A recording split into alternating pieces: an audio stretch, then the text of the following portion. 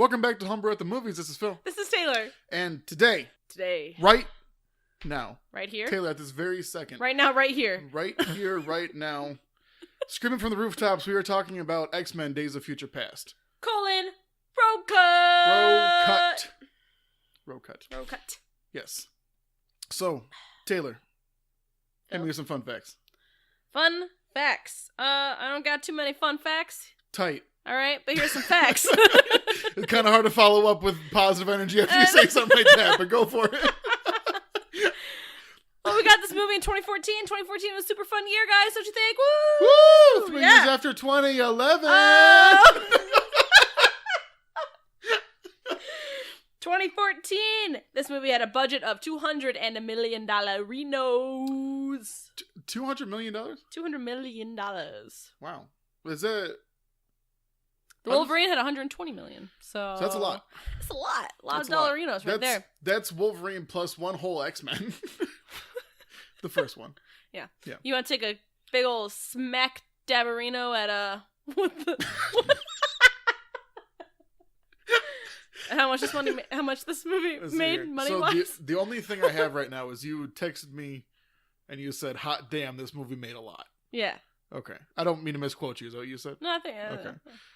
Quote it. Put it in her political campaign. Yep. Put on my fucking gravestone. Here lies Taylor. Hot damn, that made a lot of money. I hope. I can only hope. I'm gonna say $428,635,402. So Wolverine made up $414 million. Oh, that made more than I thought it did. Yeah. You told me last time, too. Mm-hmm. That's on me. Mm-hmm. That's on me. So I want to give you another shot. Okay. $474,326,002. Sorry, dollarinos. Thank you. Close. So the actual box office estimate for this film was $747.9 million. Fucking Renos. Fucking kidding me? No, I'm not. This is the highest grossing X-Men film. Ever? Or yes. As of that time? Ever. Damn. I don't know about the Deadpools necessarily. I don't think that was in the list. Hot damn, that made a lot of money. It was more than Logan. I think Logan, I'll tell you later. Okay. I'll tell you when we get there. I'll tell you when we get to Logan. But yeah, hot damn. So people like this movie, I guess. Yeah. Damn. So like we said, we watched the road cut. There was a theatrical Tell me why we watched the road cut. Because you were the one that was like, we're watching this movie, we're doing the road cut. Okay, so surface level, you want to see the director's vision, see the movie he had planned from the start. Before the studio got in and started making cuts and, trimming the fat or whatever. Honestly, I just like Anna Paquin. I was hoping to see some Logan and Rogue action. We just got a slight little mention of a... Yeah, we got a Rogue. No, it was like a... Hey Logan. She's like, hey Logan. Hey Logan. Except I have no idea if she spoke with the accent or not. I don't know. Yeah, I mean, honestly, I was listening for it the entire time. And I know I kept, meaning to listen for it. And then would, watch the scene. Get distracted. Oh, man, I forgot. Yeah. And not, oh my god, that's Anna Paquin. Yeah, I was like, she's Paquin's back. But yeah, I mean, the only connection... Or, the only, conversation they had was, through 50 years. Yes. She was like, hey, Logan. Yeah. And then he woke up and was like, Rogue. And then... old man Logan. Rogue. So what... We've got Bryan Singer back on this movie. Mm-hmm. What was it? Oh, Matthew Vaughn was going to direct this movie again. He did First Class. Okay. But he stepped down to do... Kingsman: The Secret Service? Oh, yeah. Yes. I never saw that. I like it. Was it good? It's good. Okay. Movie. Yeah. Cool. So maybe it was the right choice. I don't know. I think that Bryan Singer did a pretty damn good job with this movie, so I'm happy. Yeah. I'm happy all about it. Screenplay is by Simon Kinberg, who will go on to direct and write Ooh. Dark Phoenix. Really? Mm-hmm. Oh, man. So we'll see how that is. Okay. I mean, honestly, I'm real scared Dark Phoenix is going to be real bad. Well, with this screenplay, with the way this was handled, I'm good for it. I think it's his directorial debut. Yeah, but I don't know. I also don't think that a lot of the times people get a director's credit. And he wrote Apocalypse. Okay, well, we'll have to see how that goes. Yep. But usually, I haven't heard good things about Apocalypse, but I also haven't seen anything. It's true. Towards apocalypse. A lot of the times, like, especially because Dark Phoenix is like an important movie for 20th Century Fox, I think it probably was like he got the director's credit, but there was a lot of people like behind the scenes helping. Mm-hmm. I don't know. Yeah. Anyways, we'll see what happens. Mm-hmm. Yeah. Simon Kinberg also did Mr. and Mrs. Smith. Okay. Sherlock Holmes, the Robert Downey Jr. one. Okay. And Jumper. Okay. And X3. All right. So he's been very involved in X-Men and other random shit. Yeah. But that's like where my fun facts end today. That's it? I was reading up on it. There wasn't really anything interesting going on. All right. No Skip Woods, no nothing. Maybe it's for the best. It's a pretty good movie. Yeah. So, I mean, first impressions before we get into like the whole scene by scene thing, what'd you think? I was uncertain at first. So I had to start this movie again because when I first watched it, I had a rough headache, and so when I was watching it that time, I was like, I don't think I'm into this. But when I watched it today, because I watched it right before this recording. Hey. I had a better impression of it, but I definitely have some minor critiques. Sure. But nothing too massive. I don't know. I'm not sure where I would place it in. It's in my top 3. Mm-hmm. I'm just not sure where I would place it within them. Okay. I mean, I'm going to piggyback off of your story here. I watched it last night and enjoyed it the way through. Mm-hmm. And then you told me you had to stop watching it and you're going to watch like the last half of it or whatever today. And I was like, oh man, I wonder if I can leave work early to like see it again. Like I was like hoping to see it again. So I mean, I think this is the first one where I was like, oh yeah, let's put it back on. Yeah. Well, the scenes that I rewatched because I had started a little bit earlier from when I left off. Mm-hmm. I definitely am glad I watched them again too, and I had more to say about them after I watched them too. Okay. Yeah, I liked it. I liked it. So I'm not sure. I would put it above Wolverine, I think. We'll get there. Yeah. We'll get there. This is my first impression. Okay. All right. So we'll see where we get towards the end of our review, but that's kind of where I'm leaning right now. All right. Yeah. Because I know where I'd put it, but I don't want to sway you going into this. That's fair. Yeah. Well, so to be fair, I should put it at number 1 because they reintroduce the goddamn X Fade Out! Woo! Hey, Phil, you got that air horn clip? Let's go. Right there. That was so exciting. I had a feeling too. I don't know what it was, but I was itching. I was like, they're gonna do it, aren't they? Well, I was they're gonna fucking do it. I was like, it's gonna happen. It's gonna happen. Because Origins, I wasn't surprised it wasn't there. Because obviously there'd be nothing redeeming about that movie. No. And then First Class, I was like, they're not gonna bring it back. Wolverine, I was like, do they? Oh, okay. Wolverine, I thought they might have, but But this one I started, I'm like, are they gonna fucking do it? It's Bryan Singer. It's because it's Bryan Singer. Is that his... I think it's Bryan Singer. Well, no, because the 3 had it. Yeah. That was not Bryan Singer? No, remember that was... They probably wanted... Bryan Singer went to go do Superman Returns. Oh, you're right. Well, they probably... Oh, because that was Brett Ratner, right? Or whatever. Brett Ratner. So I think they wanted to keep it for the trilogy, but then Bryan Singer was probably the one that introduced it. Yeah. And Skip Woods was like, I don't know if we should put it back. And he went, Skip, get out of my office. Well, the beginning of the movie just kind of felt like Bryan Singer's return. Yeah. Too. Yeah. Because it has the biology too. Yeah, it has the biology title screen. It has Charles doing his monologue. Yeah. No, I really liked the callback because I mean, I wasn't a huge fan of the original trilogy in general. Right. But I was giddy they were doing stuff again. You know what I mean? It was really weird because the first 3 I was like, oh, those are movies. You know what I mean? Those are things that I watched. And then the X-Fade Out happened and Charles was back and I was like, oh man, they're doing another voiceover. I was excited for things. I was super excited. It was weird how they were doing callbacks to things that we not made fun of, but we're man, they're doing this again. Mm-hmm. And they did again. I was like, oh, they're doing it. Yeah, I felt like a little kid kind of. These aren't movies that I grew up watching necessarily or fell in love with. But in these past month and a half that we've been watching them, I've grown so attached.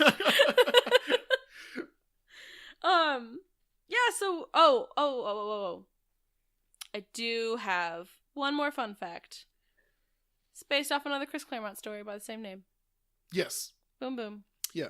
I believe it's Kitty Pryde just sends herself back, right? Oh, is that what it is? I think so. Okay. I've read that one once, and that was when I was getting into them. Has every movie been based off of Chris Claremont's story? First Class wasn't, I don't think. Oh, okay. Well, a lot of them have, though. Yeah, and That's Origins cool. wasn't. And then I think most of the other ones were at least based off of stuff in the comics. I don't know if it was all Chris Claremont, though. Okay. Yeah. And then obviously through his fucking Dark Phoenix, man. Fucking Dark Phoenix, man. So we start off, the voiceover, the narration, I think, is the future. The future. But is it the not too distant future? No, I think this is just the distant future now. Oh. Not even distant, this is just the future. Oh, it's the future. I believe... Okay. They don't even want to, like... No. They want to clarify. This is clearly just the future. Yeah. I gotcha. New York City. So Patrick Stewart's like, is the future set? I don't know. Things are really shitty right now. Where are we going from here? I really hope not. Please, God, someone help us. The narration was really good. Yeah. I don't know what it was, but his voice just had a different like tone to it. Well, it felt like real torn, if that makes like yeah. It felt like battle aged. I guess in the original ones, it's like almost like cheesy. Like Yeah. Just like on. Yeah. Just too much. Kind of. Well, it was like the. You'll know what I'm talking about here. The original Spider-Man voiceovers. Remember when Tobey Maguire was like, "Who am I? You really want to know? Oh, My I story's kind of not remember for the faint of heart." I kind of remember that.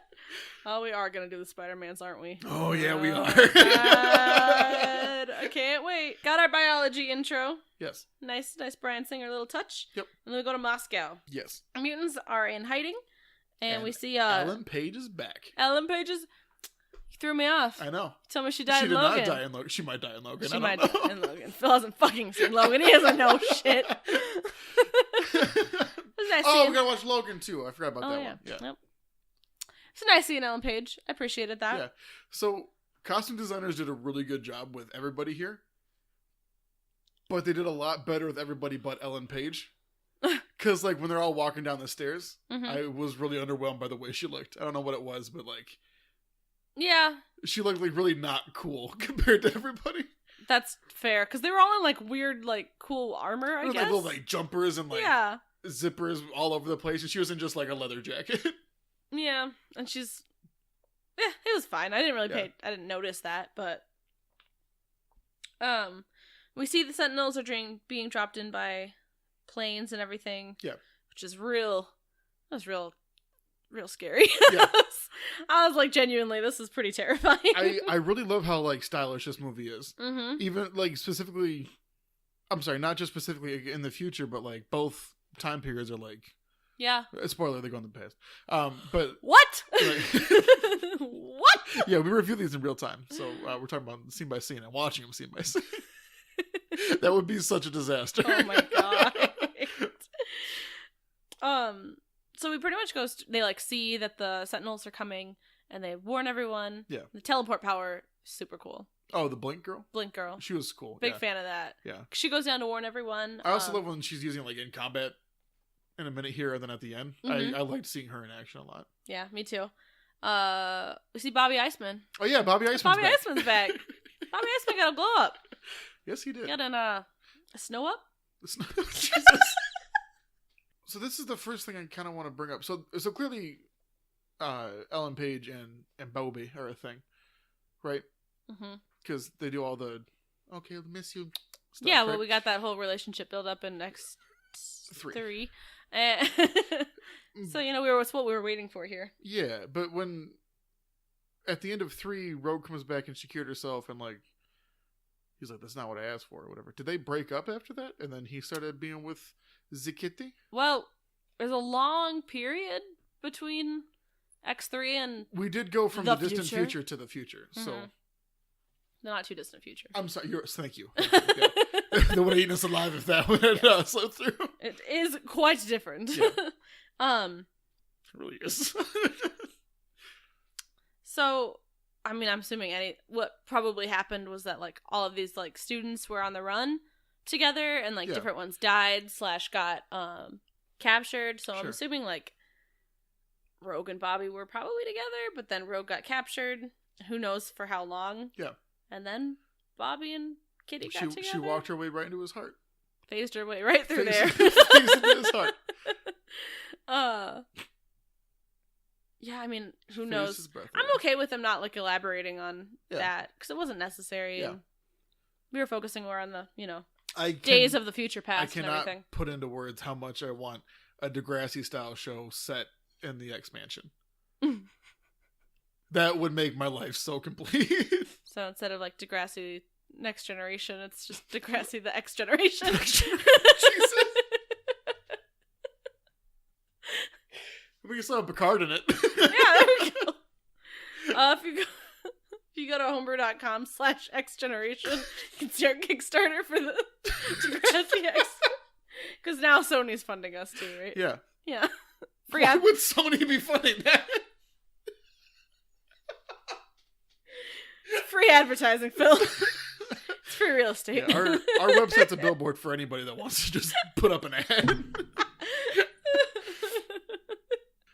So Yes. I have a question. When they're fighting the Sentinels, they have the fire boy. It's not Pyro. No, it's not. But Yeah. the fire boy is fighting a Sentinel who turns into like ice to stop him. And then Bobby's fighting someone who turns into fire to stop him. Yes. So like, can these Sentinels like communicate between each other? No. I think they just know how to adapt to whatever mutant they're fighting. Okay. Yeah. Because I thought that they were just like absorbing their powers kind of thing, like rogue style, and like turning it against them. I don't think so. I think the one that was fighting the heat guy who turned into the diamond stuff like Emma Frost. Was Emma Frost? Oh. Missy Frost? I don't remember her name. Emma Frost, yeah. Like January Jones. Yeah. Yeah. Miss Jan Jones. Jan Jones. I guess that makes sense. I think. I don't know. I was a little confused. I didn't know. Yeah. So then we see they're trying to bust through the door where Ellen Page is doing something to this dude's head. Yeah, she's tickling his temples. Tickling his temples. With what power? The power to phase through walls and time. Ah. Yeah. And space, probably, because she can go underground. It's true, and then just come right back up. That still makes literally no sense to me. It scares me. Can you imagine?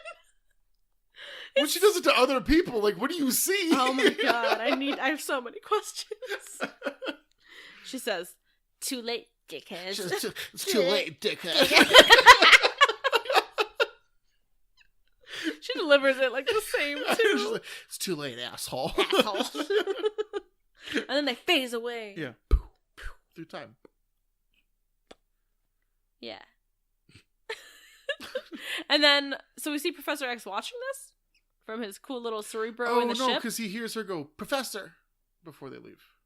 Right? Does she? Yeah, because he hears someone say "Professor," and he's like, "I got him." And then- Oh, I mean, maybe. Yeah.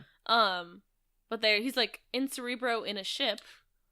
Shiprebro.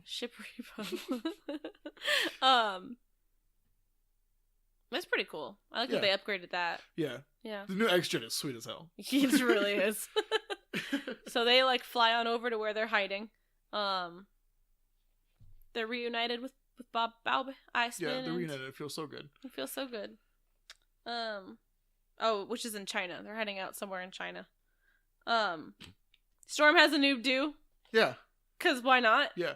I like future version of everybody. Yeah. I think they all look sweet as hell. They do. Logan with those fucking grays in his hair. I love the grays. Oh, man. He guys taking the rogue. Yeah. He's doing a rogue. He has the rogue game. I still don't understand Kitty's new power.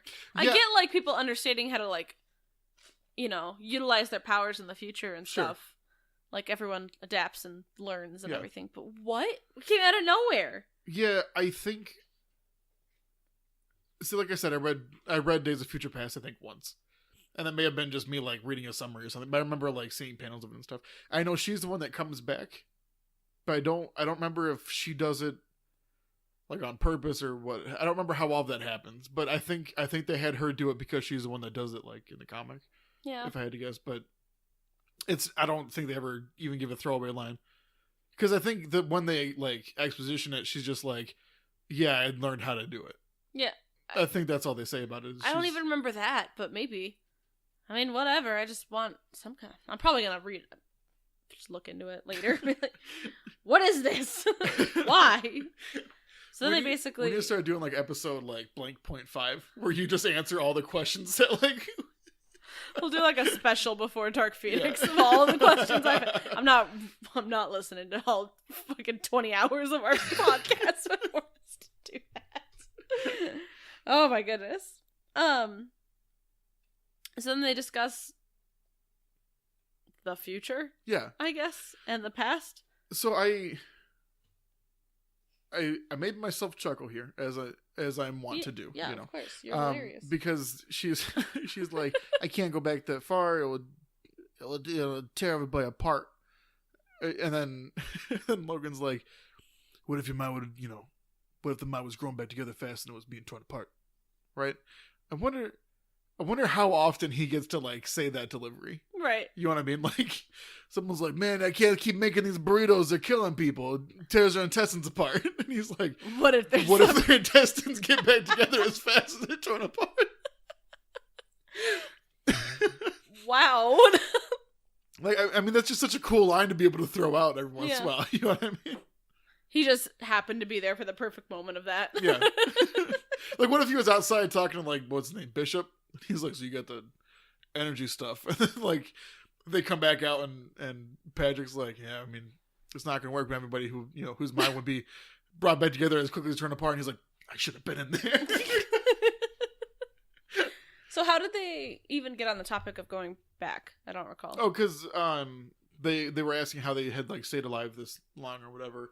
And then I think Patrick mentioned that, like, he couldn't get a lock on him or something. They kept being, like, 2 places at once or something. Oh, right. And then she's like, well, I keep sending Bishop back a couple days before they arrive. That way we were never...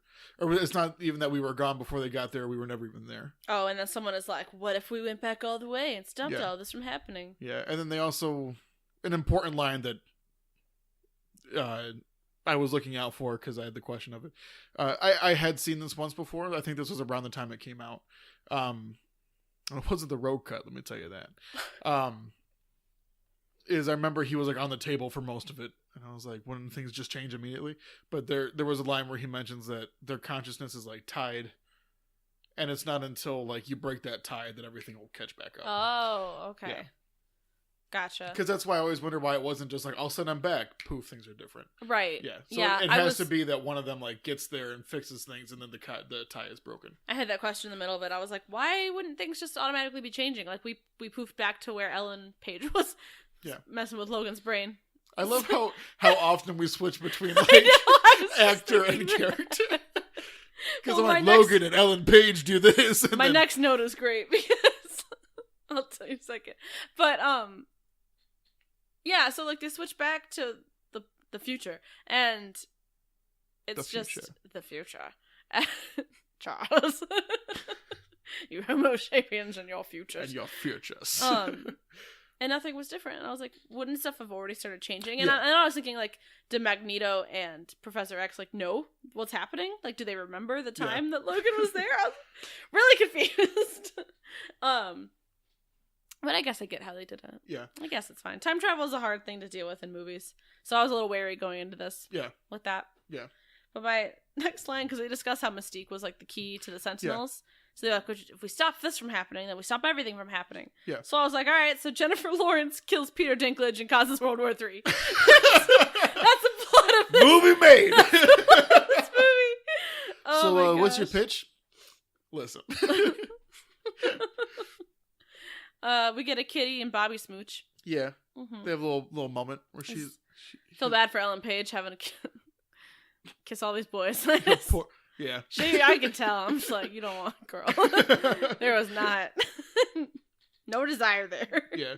They when they're about to start doing the time travel thing, I don't remember the specifics, but there's a moment that, like, Ian and Patrick have together.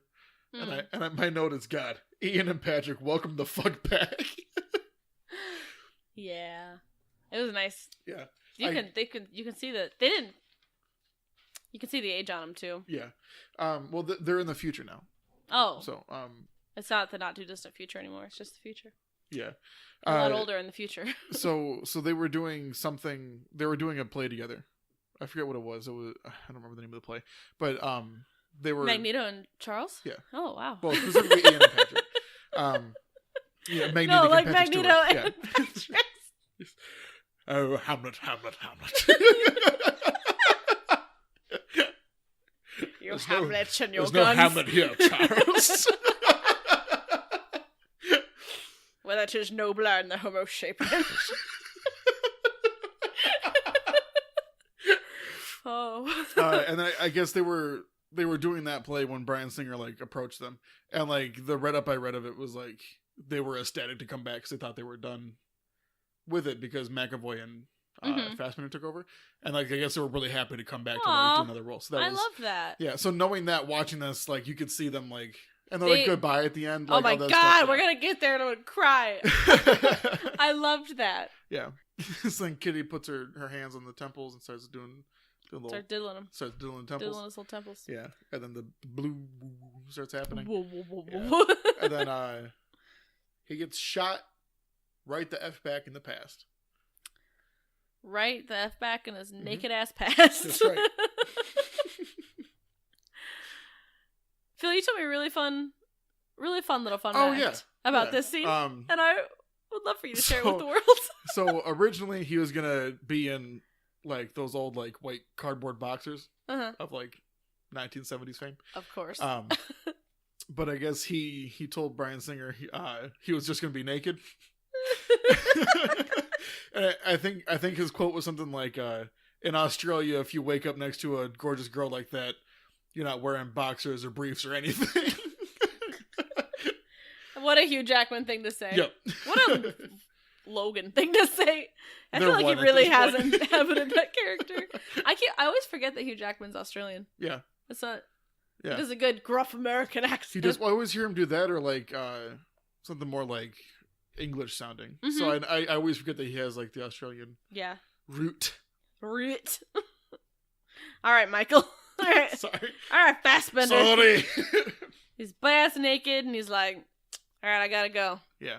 And then these guys come in and they're like, why are you sleeping with her? And I'm like, who is this random girl? That whole like exchange was amazing where he was like, I'm telling the truth but also not sure what's going on because he's like I didn't sleep with her. I mean, I did, but that was like 50 years ago.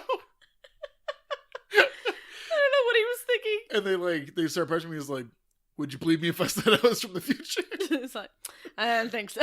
Yeah. And then he murders all of them. Whips out his claws and he's like, oh yeah, those are not upgraded not yet. metal. Yeah. Question, didn't his claws get like sliced up last movie? You mean the one that takes place in before or way after this? Yeah, but the Wolverine? Yeah, the Wolverine. So like he has a medal later on. Oh, in the yeah. future. There's a couple weird things that I think they just tweaked. Yeah. Yeah, well, someone fixed him. He's friends with Magneto now, so that's true. So he took all the metal that goes to his gorgeous body and puts it around that. Yeah. He fixed it. I don't think he says gorgeous body, by the way. I think that's a Phil Adlin. Because it was in the first one he says something like that. You don't think he says gorgeous body? No, he should have. I think he does. And then and Logan starts just like flexing his pecs. Yeah. So he's a little peck dance. Literally, like, it was so distracting. Did you so cut like that? It was so distracting. That vein that like runs all the way through his like chest, and he's just sitting there like ah.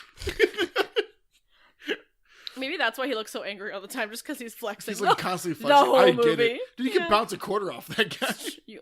That one specific coin that Eric had when he it wouldn't do anything. The Kevin Bacon killer. The Baconator.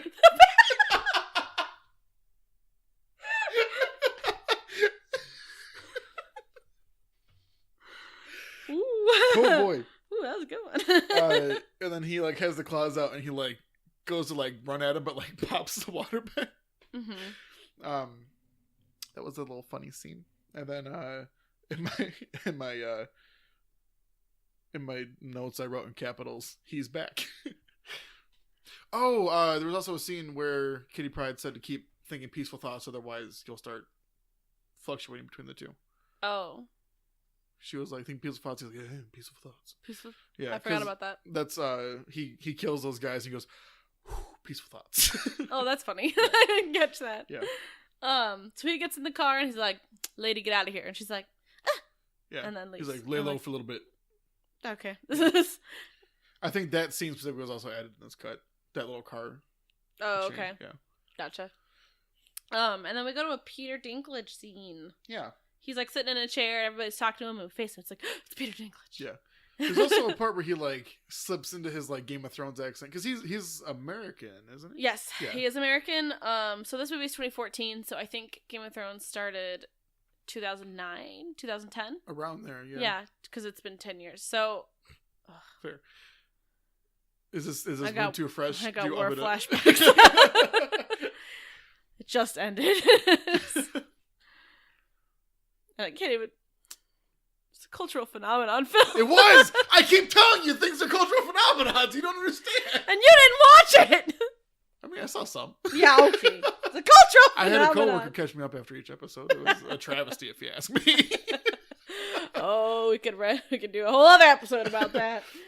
I even said in here, like, hearing Dinklage talk without an English accent just sounds weird to me. Yeah. So I don't know if it's because he's, like, slipping back. He's, like, too used to the Well, to the there English was a part accent where now.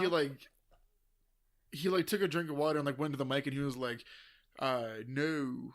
Yeah. Like he like started saying like, I know what No. you're trying to say, but like he slipped into his like English for a second. Kind of how he just talks anyway. But there was a lot more like thick. Yeah. Though. Yeah. Was It was more like Yeah. his like syrupy Game of Thrones voice. I don't know if Peter Dinklage was like was he in anything really super big other than Elf, obviously, that before Game of Thrones that he was Before Game of Thrones, I don't Yeah. think so. I mean maybe there's something I didn't know about. He was the bot in Destiny for a bit. Oh, I did know that We called actually. him Dinklebot, I knew that. fondly. Yes. Yeah. Yes, I've heard about that. Yeah, it was nice seeing Peter though. I love him. He's great.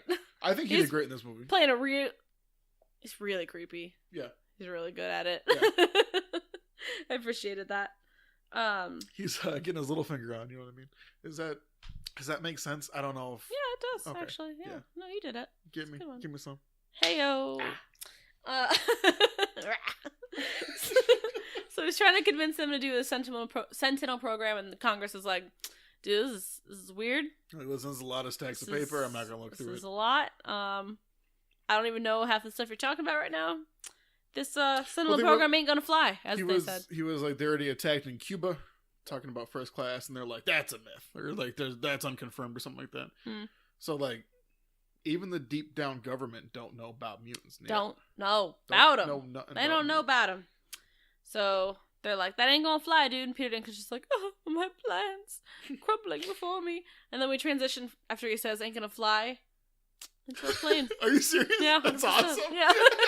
And they're on a plane in some military base somewhere. Vietnam. I don't know. We see a bunch of mutants in like a bunker, I guess. Well, we see some guy get off the plane. Mm-hmm. He starts walking.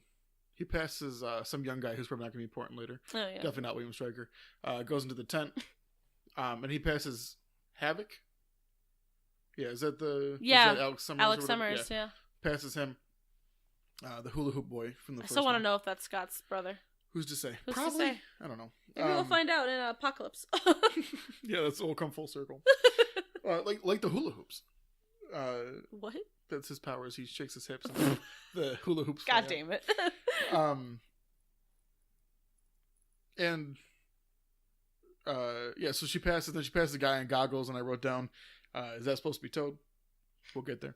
And then Stryker comes in and is like, I'm Stryker, and then Mystique's like, oh, flip, I'm Mystique. Does he say I'm Stryker? No. He's like, you don't have any jurisdiction here or something. And then she's like, well, Stryker. I'm sorry, as the old guy, she like calls him Colonel Stryker or whatever. Oh, see, I think I missed that entirely, because I didn't catch that was Stryker until he was getting electrocuted, like, way later in the movie. Oh, gotcha. Yeah. Okay. So I had, like, a big mind-blowing moment there. Oh, gotcha. No, they of said course it they included a Stryker. My of course they included that was then. I Because see. she's like, well, Major Stryker. And you were just like, ugh. Yeah. And then she flips into Mystique. They all start fighting. And then That was a pretty Toad, cool fight like, scene. flips his tongue out, and I wrote, yeah, that's Toad. And then, so here's the thing. Yeah. She changes back into Mystique. Blue skin, orange hair. Uh-huh. Right? She was in the hat changed back into it, took off the hat, started fighting. She leaves unchanged, right? Next scene, cut into them leaving. She's back with the hat. Did she leave a body part somewhere? Did she create the hat? Or did she go back and get the physical hat that she has for some reason? So, maybe she could just create material. That doesn't sound crazy overpowered to you, though? Why doesn't she turn, like, her Can jacket she only into do it? $100 bills? Right, like, can she only do it when it's on her person? Later on, she has a purse. Does she have a purse? Can she just... Or is that an extension of herself? Does it have to be because the purse is always over her shoulder. She never takes the purse off. Can she touch something and turn it into something else? If she makes a belt, can she unfasten it?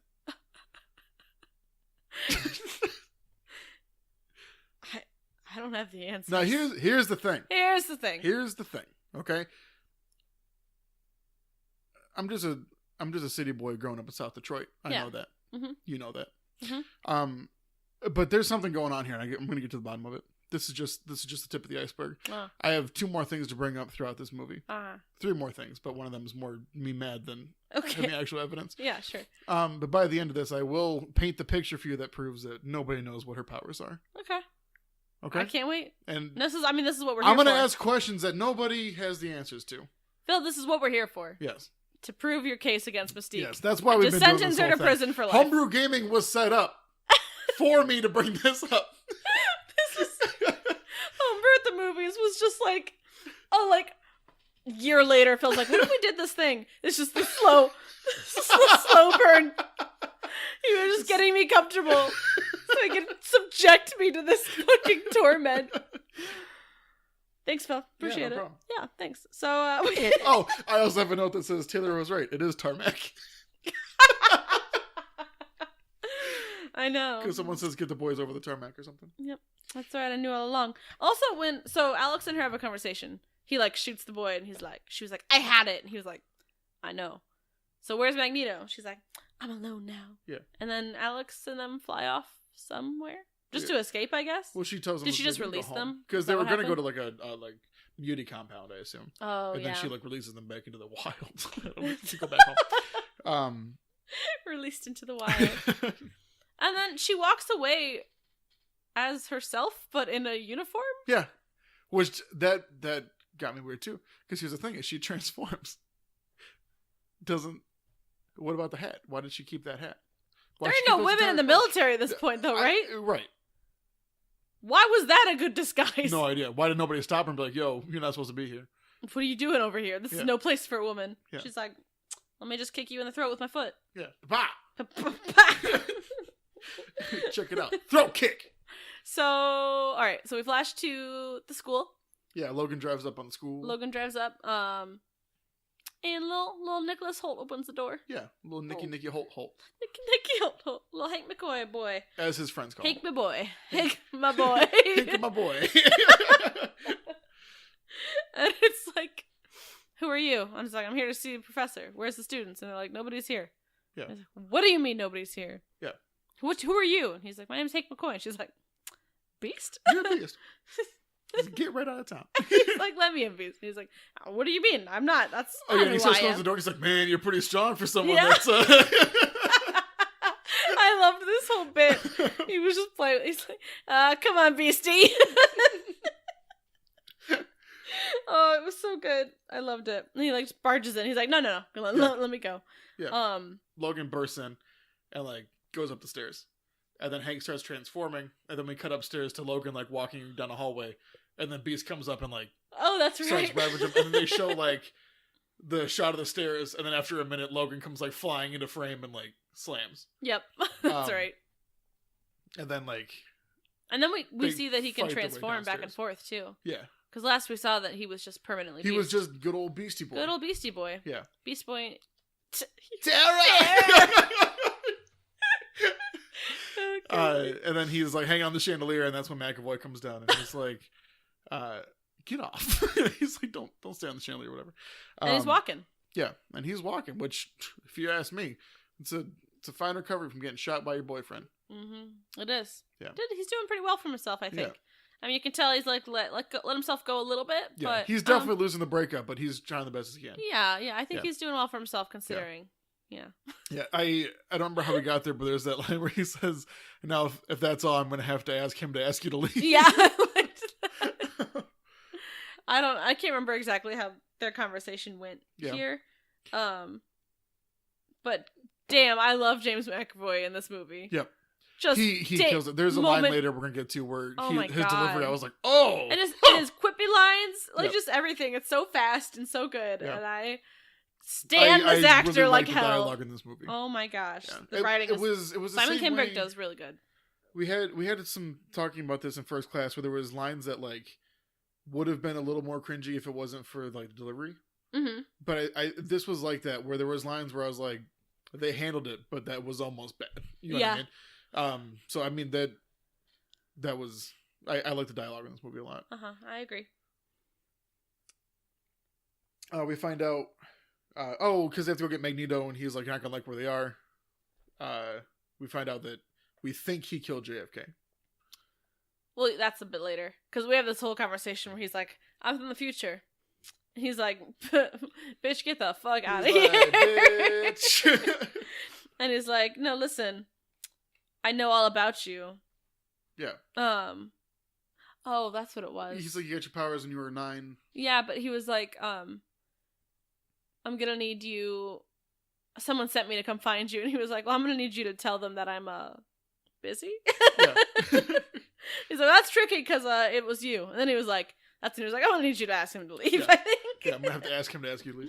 But then he's like, yeah, you got your powers when you were 9. You thought you were going crazy until you found out all these voices. You thought the voices were in your head until you were 12, and then you found out the voices were in their heads or something like that. Yeah. Yeah, and he's like, I haven't told anyone that before. He's like, not yet. Not yet. And then he looks at the camera and winks. He's like, who are you? Are you CIA? At one point. Yeah. That was good. It was just a good dialogue bit. I really like Jackman and McAvoy together a lot. Yeah. Yeah, I do too. Mm-hmm. And then he's like, we need to find Raven. He's like, it's not gonna work, my dude. Yeah. He's like, her heart and soul belong to someone else now. I'm like, are they trying to imply he was like in love with her? No, I don't know. I never know who they want to say loves who in these movies. I got a question about that later on when when Eric and Charles are when Fassbender and Charles are together. Charles, when they're talking on the plane about this. So, I don't know what they're going for. But so there's a line I like a lot on the plane that I'm excited for. Or, I'm sorry, 2 of them. Mm-hmm. But he's like, he's not convinced. What does he say? He's like, oh, I remember you now. Tall, gruff. I went looking for you to find help. Yep. And I'm going to tell you the same thing you told me back then. Fuck off. That was their first fuck. Is this a PG-13 movie? I think it was PG-13, but I remember hearing a couple, I think. They do more than one fuck in this movie. I think you might get more than one fuck. Ooh. Ooh. I know Beast doesn't later. Oh! I'm sorry, I'm not going to do it. Phil, can you put in those air horns? Thank you.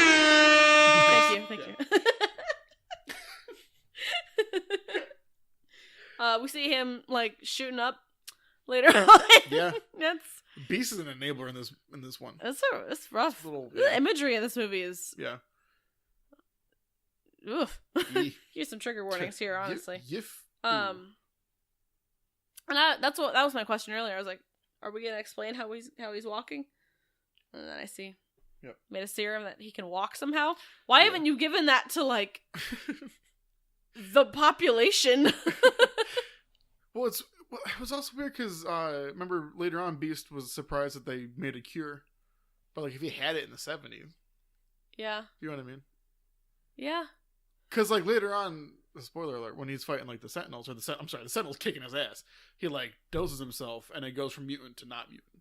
Mm-hmm. So like he had like at least suppression. So it's weird that he was like, how did they master it? When it's you had like the whole basis for it. You've been doing it, man. Huh. That's true. So at some point we find out that Eric is in the Pentagon because they say we need Magneto, I think, to find Mystique, right? Mm-hmm. Yeah. And they're like, no one's gonna be able to get in there. And then they mention, he says he's young now, but we need Quicksilver. Yeah. Oh, is that who that is supposed to be? Quicksilver, yeah. Oh, gotcha.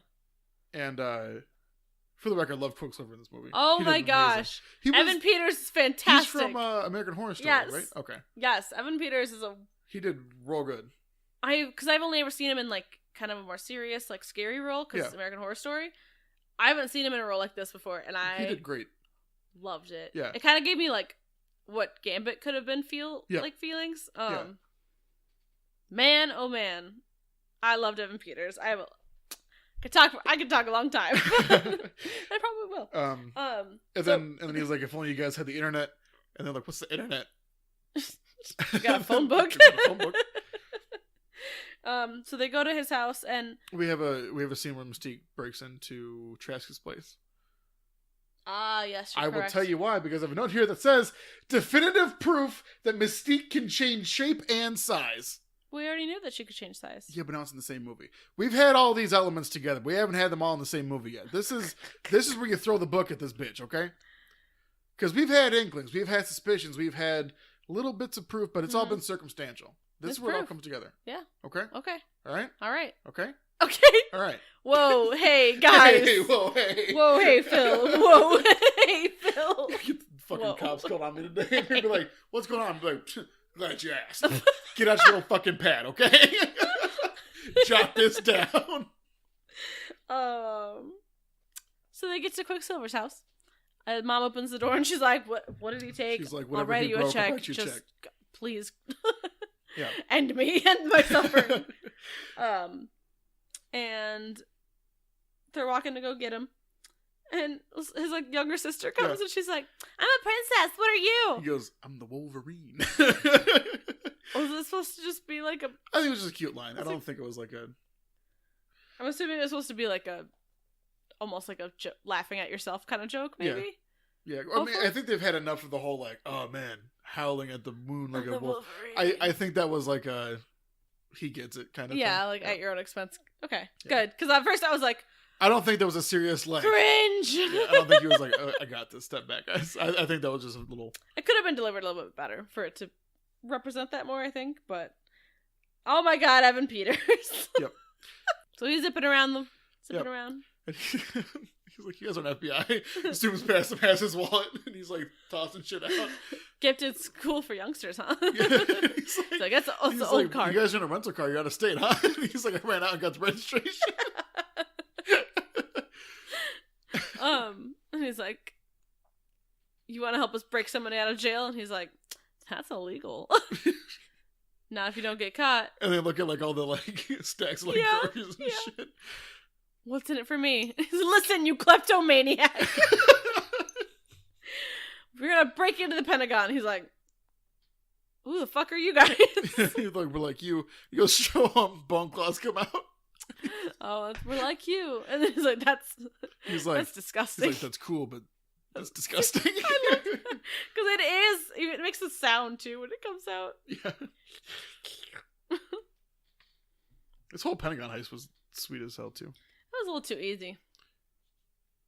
I mean I guess they're mutants. Yeah, that's the thing is I think we're in a world that's like not quite ready for it yet. Yeah. You know what I mean? That's true. Because like it's upper echelon people that know about it because they're like, we put them in a thing that's not made out of steel. Because it was made when there was like a steel shortage or whatever. Yeah. So like people like kind of in the know. That's true. But I don't think they're prepared for like each kind of mutant. So we get our security cameras and they're broadcasting Sanford and Sons on all of them. Mm-hmm. And they're like, hey, call maintenance. He has like a Pentagon Universal remote. Yeah. I'm like, you don't think there's something suspicious? You want to call maintenance and not like... he's like, call maintenance. Let's see what's going on here. Nobody's trying to break into your shit or anything like that, obviously. We've got...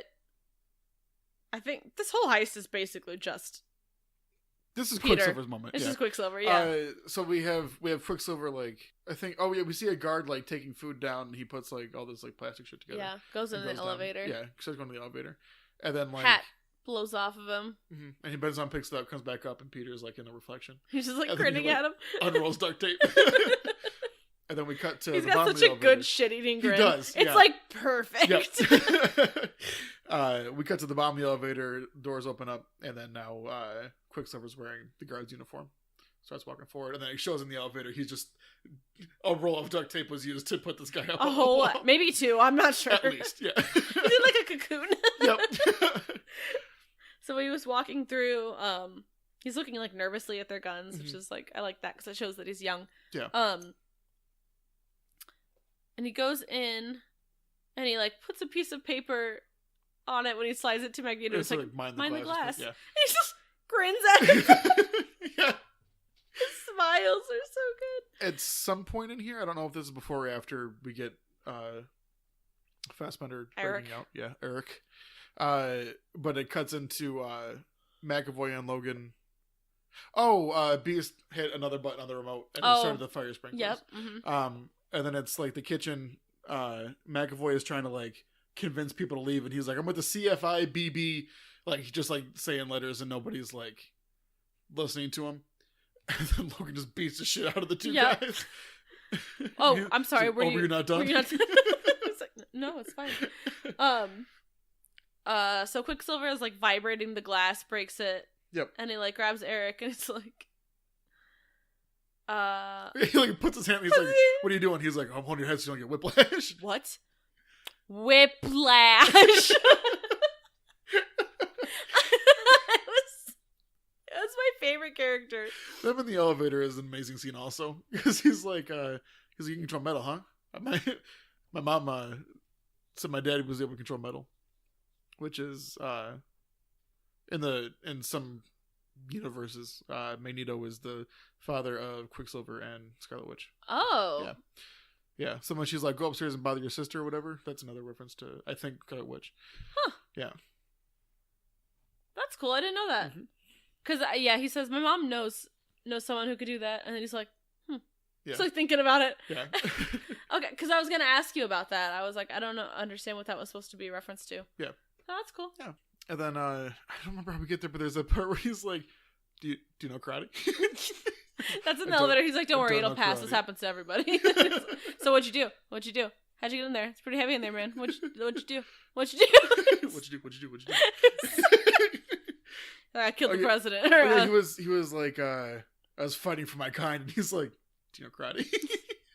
He's like, he like mouths, that's crazy, yes, or crazy as someone else. And he's like, he looks at the god and is like, that's crazy. Yeah. He's like, I did it for our kind. And then he's like, and I know crazy. Elevator opens. Charles. Punch. Yep. So gratifying. Wasn't he like giving Logan shit about violence? Because there was like that lead up where he's like, he says something about like it is a peaceful way or something like that. Oh yeah. And the door's open, he just slams him in the head. It's fantastic. Yeah. Like, it was very gratifying. I really liked it. Yep. It's like, this is what I've been waiting for. And this scene is amazing. The time in a bottle scene. So good. Yeah. Holy shit. Oh my god. I wish that he was in this whole movie. Mm-hmm. I'm so sad that he wasn't. Yeah, I could not believe how good that movie or that scene was.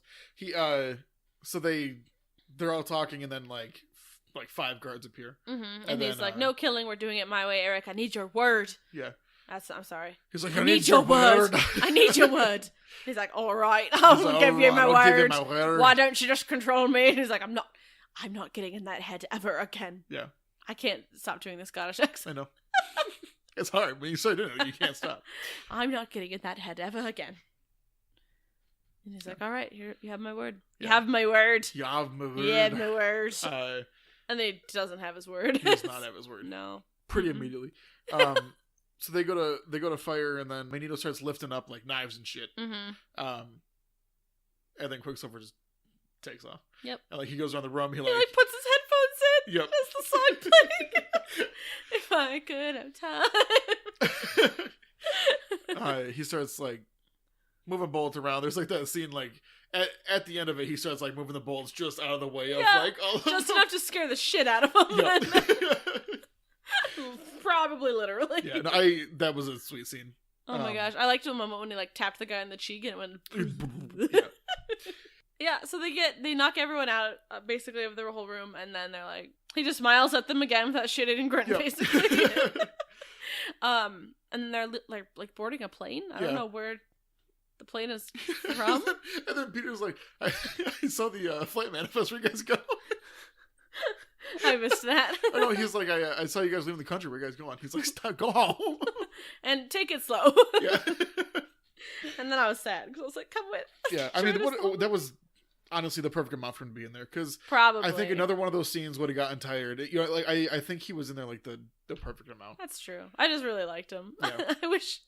That's the thing, is I'm glad they had him in there enough to make me like him, but not too much where I was like, all right, we get it. Can Evan Peters come back if there's ever a Quicksilver movie? Or yeah, no problem. Okay, Got you. Thanks, Phil. Oh, we have like a super awkward plane ride. Yeah. It was like, where'd they dig you up out of? Is what Eric says to him. He's like, and then he goes, "Oh, you're always an asshole." That's later. That's after the big explosion. Is it? Yeah. Okay, because my other favorite line here is, "Oh, you've always been an asshole." There's also Eric makes a little snip that's like, imagine if they were metal. Yeah. It's like claws, and he's like, imagine if this was coated in metal, and he's like, bitch, what? He stares at the camera like he's in the office. He's like, does he fucking know? And then they're just sitting. It's super awkward. Wolverine's just like in the background, like, yep. This tension is everything I've ever wanted. Babysitting these fools. Yep. Charles is just staring at Eric. I don't know how it starts, but like, he explodes at him. Yeah, they just all start fighting, and then Magneto starts ending the fight. You took everything from me. Yeah. Oh, the delivery was so good here, though. Yeah. So he asks about his powers. He's like, how'd you lose them? And he's like, I sacrificed. He's like, you shot me in the butt. Yeah. He's like, well, I decided to walk. And he's like, you sacrificed your powers for your legs? And he's like, I sacrificed my powers so I could sleep. Yeah. And like that little break when he says the word sleep. Sleep. Oh, God. Yeah. James McAvoy killed it. Killed it. And the whole conversation was just really well done. And then he's like, you abandoned us, like, and he starts like coming towards him. You abandoned us, Eric, and you abandoned me, and you took her away from me, and then you abandoned me. Yeah. And then Eric loses his English accent again. Yeah. And he was like, listen here, Lottie.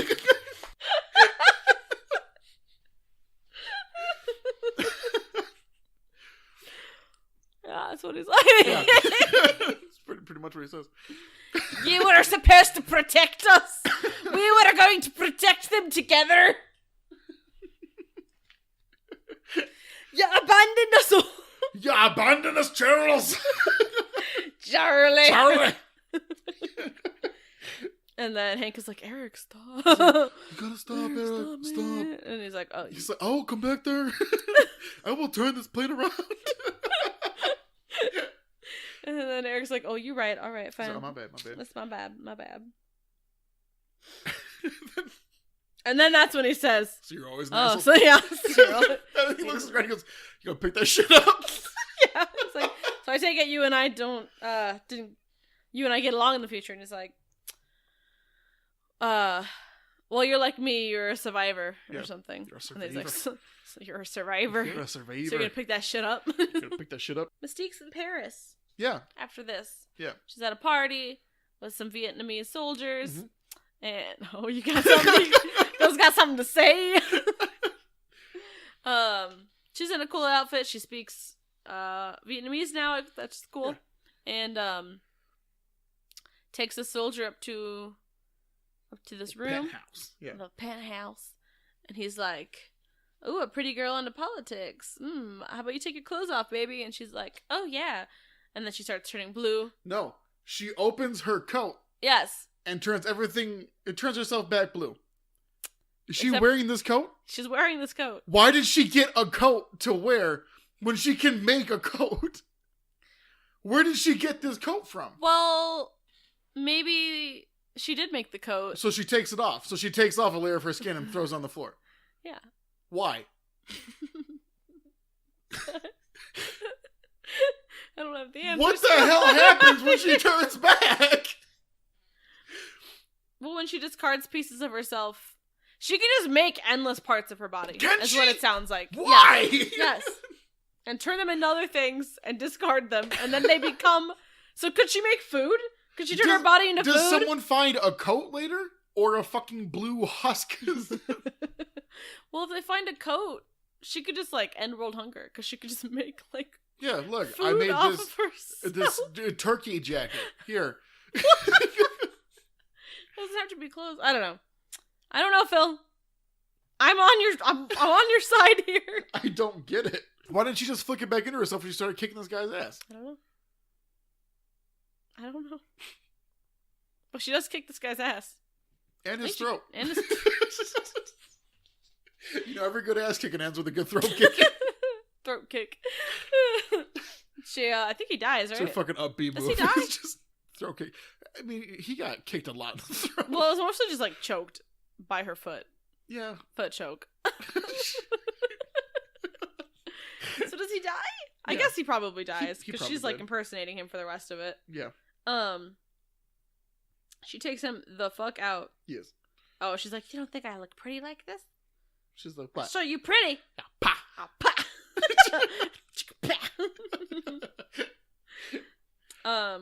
And then we get another conversation on the plane between Charles and Eric. Yeah. And it's like a little bit more civilized now. Yeah. A bit more civilized. Yeah. We find out JFK was a mutie. Yep. Because that's when he's like, I didn't kill the president, by the way. And he's like, bitch, that bullet curved. He's like, girl, what? That bullet got curved. And he's like, yeah, because I was trying to save him. He's like, that's bullshit. Why the fuck would you... He's a mutant. What? Oh, shit. Which, like, okay. Yeah. Sure. What was... I want to know what JFK's power was. That's what I'm saying. Somebody fucking tell me. If you're going to crack that door, kick it open. Right? You know what I mean? I want that movie. If we're doing this, then we're doing this. We had fucking Lincoln Vampire Hunter. We can't see JFX. JFX Man. JFX Man.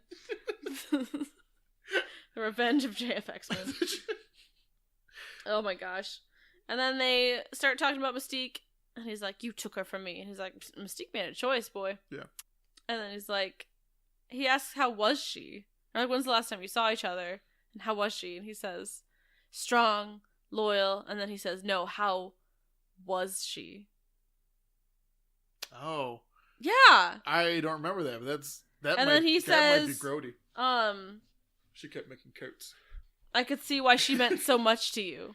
Because he's like, Eric says, I can see why she meant so much to you. I don't understand. I don't understand. Please, someone elaborate to me. But see, here's the thing: is there was a lot of times where Xavier was explicitly not like into her. Right. I thought it was just like a super sister, like sibling bond. Yeah. And now he's like, they keep mentioning like Wolverine said earlier, like especially someone you love, like you don't turn your back on someone you love. And I was like, okay, platonic sister love. Sure. And then it was like, and he's like, or somebody you want to bang, and he's like, you like Mystique. You lost your soul and heart to someone. And I was like, okay, a little extra for a platonic sibling bond, but okay. And then this scene happened, and I was like, what is going on? It's weird, and especially because they're talking about it, and they're like, how was she? Like, how was what? Yeah. The sex? We're in a plane, not a locker room, okay? Wrap it up. That's just how boys talk, locker room talk. Phil, am I about to get on a soapbox? Please help me. Help me down. Help me down from here. They play some chess then. Yeah. Yeah. Yeah, he's like, I haven't played in years. He's like, I'll go easy on you. Might be a fair fight. Mm-hmm. Yeah.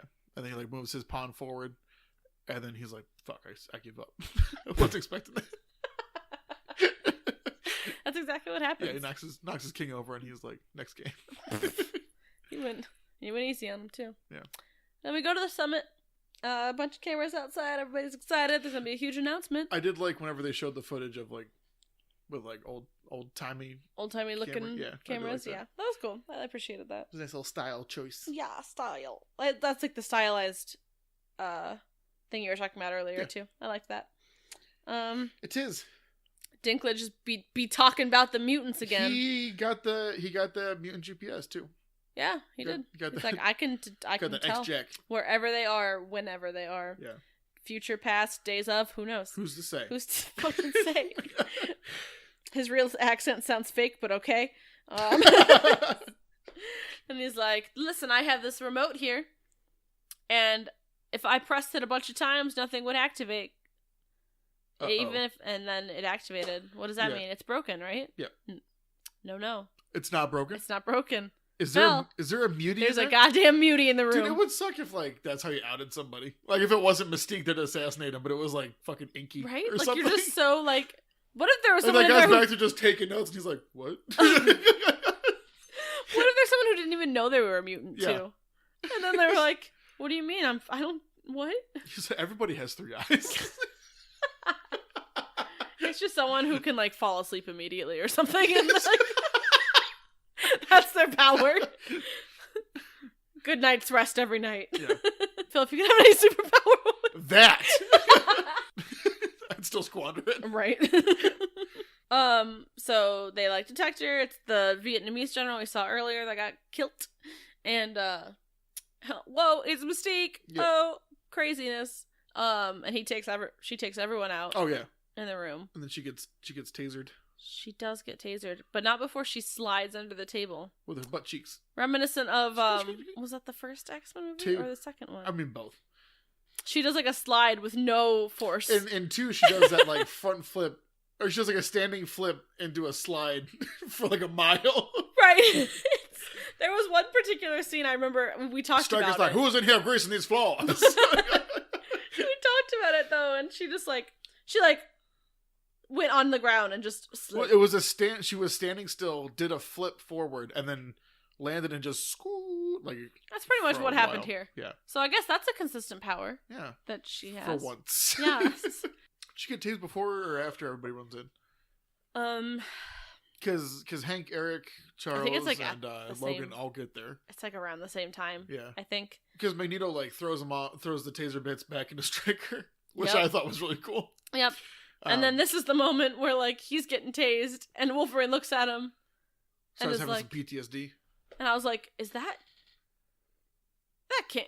Is that Stryker? That's fucking Stryker, isn't it? Stroked? So yeah, I wish that they'd kind of, like, kept that hidden that was Stryker until that moment, because then it would be, like, kind of like clues throughout. So Charles goes down to his knees, and is like, I'm here, Raven. Me and Eric are here together to come get you. I'm here. Eric's too. But I'm here. But I'm here mostly. I'm here more. Mostly me. And then Eric's like, I gotta shoot this bitch. Yeah. He's like, I'm securing our future. Yeah. We're not safe as long as you're around. Yeah. Or something like that. Logan starts slipping between the future and past right now also. Yeah, he's like knocking the fuck out. He's like, whoo boy. Yeah. Somebody's about to hurt me real bad. This is the moment we see, like, in the future. She's like, we're losing him. And I was like, how? Yeah. How has nothing changed yet? Yeah. That's what I got confused. And then he gets claws out. Slices Ellen up. He gives her a little Ellen Page gets real sliced up. Tickles her on the side. Gives her almost the Rogue treatment right there. Yeah. Eric tries to shoot Mystique. Yeah. And gets tackled by, I think, Hank. Yep. But he's still like, no, we're still doing this. Yeah, that was cool too. It's like the gun's falling and then he like, he squeezes his hand and then fires the gun. That was really cool. Mystique's like jumping out the window. Yeah. And she almost makes it, but it gets her leg. Oh yeah, because he like curves it down. Yep. He curves the bullet. Yeah. Curves the bullet. JFK style. Just misses and just past Angelina Jolie's hair. Oh. And goes down. It looks so painful. The way that happened. Oh my god. Ugh. It was one of those things where like it was done so well that you're like, ugh.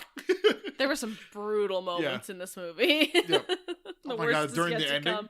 It's coming. Yeah. She falls and then Logan, like, I guess she did a really good scream there too when she got shot. Like, like really believable scream. I have Jennifer to point that because Lawrence did really good in this movie. Sometimes there was parts where I wasn't wowed. Of the movies I've seen her in as that's fair. Mystique. Of the 2 so far, has there only been 2? Yeah, it was first class in this one. Really? For J-Law? You're right. Yeah. It's crazy. Cool. This one, she did a lot better in this one. She did do a lot better in this one. I was reading, apparently some, like, critics laud this as, like, her best performance. Like, some of any movie. And I was like, Yikes. I don't know that I agree with that, but I'm I not haven't even seen her I'm a not lot, even like a fan, but like I hope not. I disagree. She did okay. Well, how recent was that? Like around the time this came out, or like within the past like year? People No, like said that. recently. Yikes. Yeah. Okay. I disagree. So Logan comes back, except it's like present time Logan. Yeah, and he's like slipping in and out of it. He's like, and Charles is like, no, you've been with us for the past few days, and Yeah, he tries to like here. tell him, he's like, you're from the future. Yeah, he starts doing and that then he's stuff. like, you're on acid. Really bad acid. Someone gave you really bad acid. Yeah? Yeah? But like, is that, yeah? Yeah. Oh my god. That was one of my favorite, like, deliveries of the movie. I think. Yep. I loved that. Dude, Hank beats the shit out of Magneto. Yeah. Oh yeah, because Magneto ends up downstairs. Does he jump out after? He floats. He He does down. do his little float. Does a little floating. Yeah. Floating. Yeah, he floats down. Mutants and your floating. Your mutants and your floaty powers. He floats down. Oh my god, he starts pulling God. Mystique back by the bullet. By the bullet. By the so, bullet. like, how does he lodge it in her to like pull her with it in there? I don't know, but it was fucking brutal. Brutal. Oh my god. That time, because this is like the first time in the series too where I've been like that. There was like that much like visceral stuff happening. Because I was like, ooh, you know what I mean? I watched because Phil came over when I was like towards like the last like hour of the movie when I was watching it, and just I was looking at your face during the Why? movie, and you were just like just horrified. Well, now I can't watch movies with you, Mark. You look at my goddamn face. I'm not allowed to look at you. I'm sorry. I forgot. Turn around. you look out the window for the rest of this podcast. So Beast jumps out. Oh yeah, no, I don't remember how Mystique gets away in that moment though. Well, does Hank like tackle him? So Logan is slipping, and then Charles is like, "I got this. Go get Maggie boy." And then Hank beasts up, jumps out, and then like tackles Magneto, which is when Mystique slips away. Oh, okay, yeah. Gotcha. And then beats his Hank ass. Beats the fuck out this You guy. see the blood like in the fountain and everything. Yep. Damn, it's pretty sweet. Yeah. And then he like gets all wrapped up in the fountain and metal and everything. Yeah. I don't know where Magneto goes. He probably just goes back into hiding. I think there's a lot of times here where Magneto's just like, well, that one wasn't my. I take an L on that one and just. You take an L, yeah. He just looks like, I'll go chill somewhere. Yeah. Oh yeah, this is the moment I was like, was the dude getting electrocuted, Stryker? Oh my gosh. Oh my gosh, guys. Oh my god, who could have known? I wonder if Phil noticed. And so then we see, so this is all being filmed. Mm-hmm. Nixon is watching this in the White House? I think it's the Oval Office. Okay. How the fuck did Peter Dinklage get there? I assumed this was like... Because they were in Paris! I thought this was like a day later. I thought it was like a time jump transition. Okay. Maybe. It has to be the Oval Office because he has his dogs there. Maybe it's Mystique. Oh. No. You know. Peter Dinklage. Yeah. Well, And Mystique just Nixon. turned into an airplane and flew across. She's probably the dogs too. Yeah. I mean, who knows? Yeah. Who's to say? Nixon wants to kill the mutants. Oh, this is the second fuck. Because he looks at the screen and he's like, fuck me. He's like, oh, fuck me. Yeah. I was like, this is not PG-13. Oh my There's goodness. more than one I wonder F-word. I wonder which one it was for the theatrical cut. Oh, is it for when it's in theaters? It can only be one. Well, because I think it's like the unrated road cut or something like that. Oh, okay. Yeah. I bet it was the Probably the fuck off. The fuck off. Yeah. Yeah. Man, I was probably would have been so excited when I was little. Like, Just to hear a well, swear. not in 2014 because I was not little. that was you were 20. 5 years ago. But like little me was just so excited whenever I heard like big swear words and did you guys hear that? Like if it was like damn or hell it was fine, but it was like shit. I was like, you're like, ooh. oh dickhead. Oh, dickhead. Too late, asshole. Too late, asshole. Asshole. Too late. Did they hear me? Dickhead. Like, shit. What'd you say? Nothing. Bishop said it. And then Dinklage is like, please do my weird program. Nixon's like, I will help you implement this weird program. And he's like, and I want that one left alive for experimentation purposes. For research, only. it's fine. And then he's, I don't care who you screw, as long as it's not me. I don't care who you're screwing, as long as it ain't me. I can't do an Nixon impression, so. And neither can I, I'm just saying. I don't care who you screw, as long as it's not me. Perfect. Oh my god, President Nixon, thank you so much for joining us. No problem. No problem. I can't do the shaker. The headphones are just gonna fall off. Dinklage is like, it's gonna be more expensive now because they turned me down last time. Nixon's like, take all of my money. Here's an extra 20. Go to the store. Get yourself a sandwich. I'm good sandwich. And we cut to Magneto fucking stitching himself up, which is dope. Mm-hmm. And he has that glass held up to do the projecting.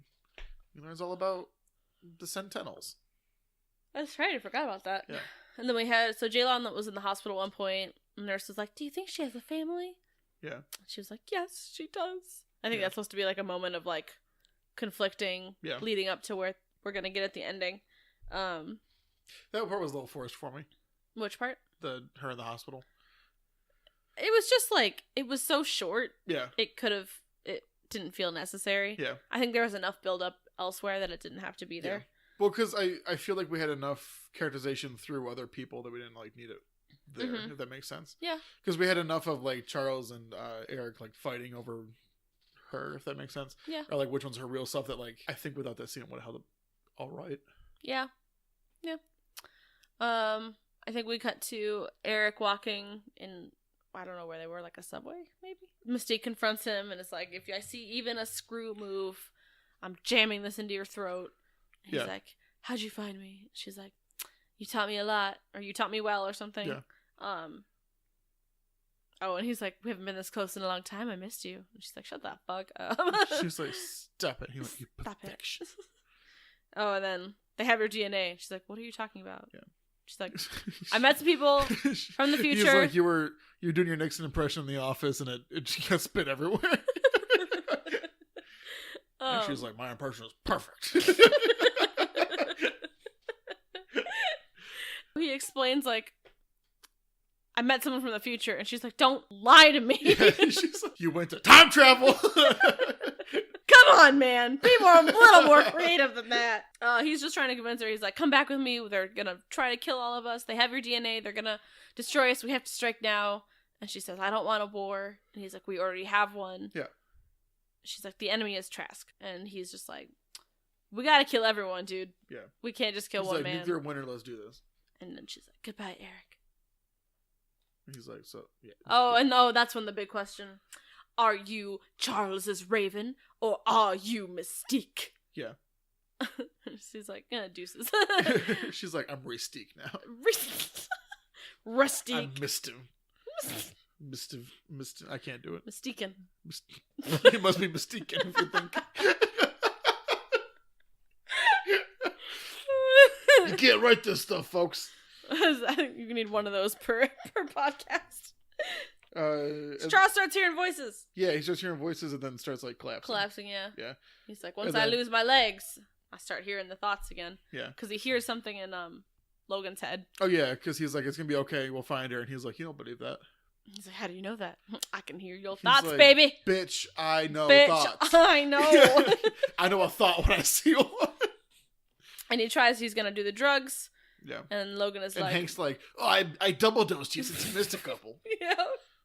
Logan's fucking like, teacher pet enabler. But what if you didn't, though? Yeah.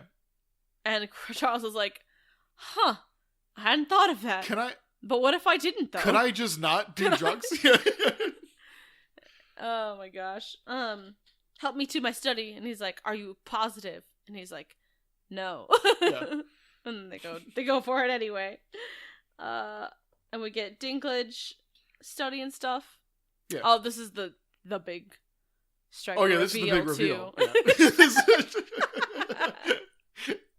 For me anyway, because he's like, so you have a son named Stryker? How old's your son now, Stryker? He's like, he didn't even say his name. How old's your son now, General? He's like, oh, Jason? And I was like, Oh! Big reveal! With the kid in the eyes! Oh my god! Wouldn't you believe it? He's 10. I liked that, though. And that's the moment when he's like, age. you must really hate mutants, don't you, Doctor? And I was like, I admire like that callback. I admire them. Yeah. That was a good Dinklage impression, actually. I know, you did great. You! Oh. Yeah. Stop it. I know, you did great. Origins deliberately has been forgotten about in this movie. I saw there's something coming up. Deliberately forgotten about. There's something coming up. All right, I'll save it. But oh man, timelines. Like before it was just like not mentioned. Yeah. Or like there were certain things that just didn't quite add up. Yeah. But this is like, no. That didn't exist. So we go to Cerebro. Yep. Charles is like, I can't do it. I'm broken. It's all the hair. Logan's like, what? It's all the hair. He didn't shave. No. So it must be Apocalypse. Because I know I saw like a picture. Yeah. Yeah. So I think he shaves in Apocalypse. Gotcha. Mm-hmm. Spoiler alert. Ultimate power. Yeah. He's like, Logan's like, you're just a little rusty. And he's like, I'm not just a little rusty. I'm like my students. Helpless. Oh! Savage. I gotta go. They sent back the wrong man. Logan's like, yeah, I know. I suck. Okay? I know. Supposed to be you. But your old ass couldn't make the trip. You fragile AF.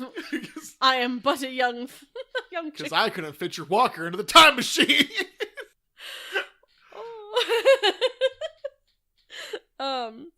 He's like, I'm not the right man. I don't know how to unlock your mind for you, but I know someone who can. It's you from the future. Oh my god! Look into my mind. And he's like, dude, I will fuck you up in your brain. And he's like, nothing. You can't do anything that hasn't already been done. I can handle it. But Charles is like, oh, okay. In that case, sure. Yeah, let me in there. We get some flashes of. In this flash, we see the scene from Origins where Logan's on the ground and then Sabretooth stomps his claws and breaks them. Oh god. Yeah, that's in there.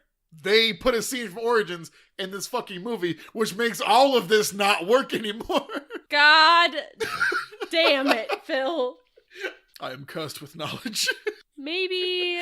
Because right now, Stryker's supposed to be flying Black Hawk helicopters before Sandra Kelly's sucking on his mama's teeth.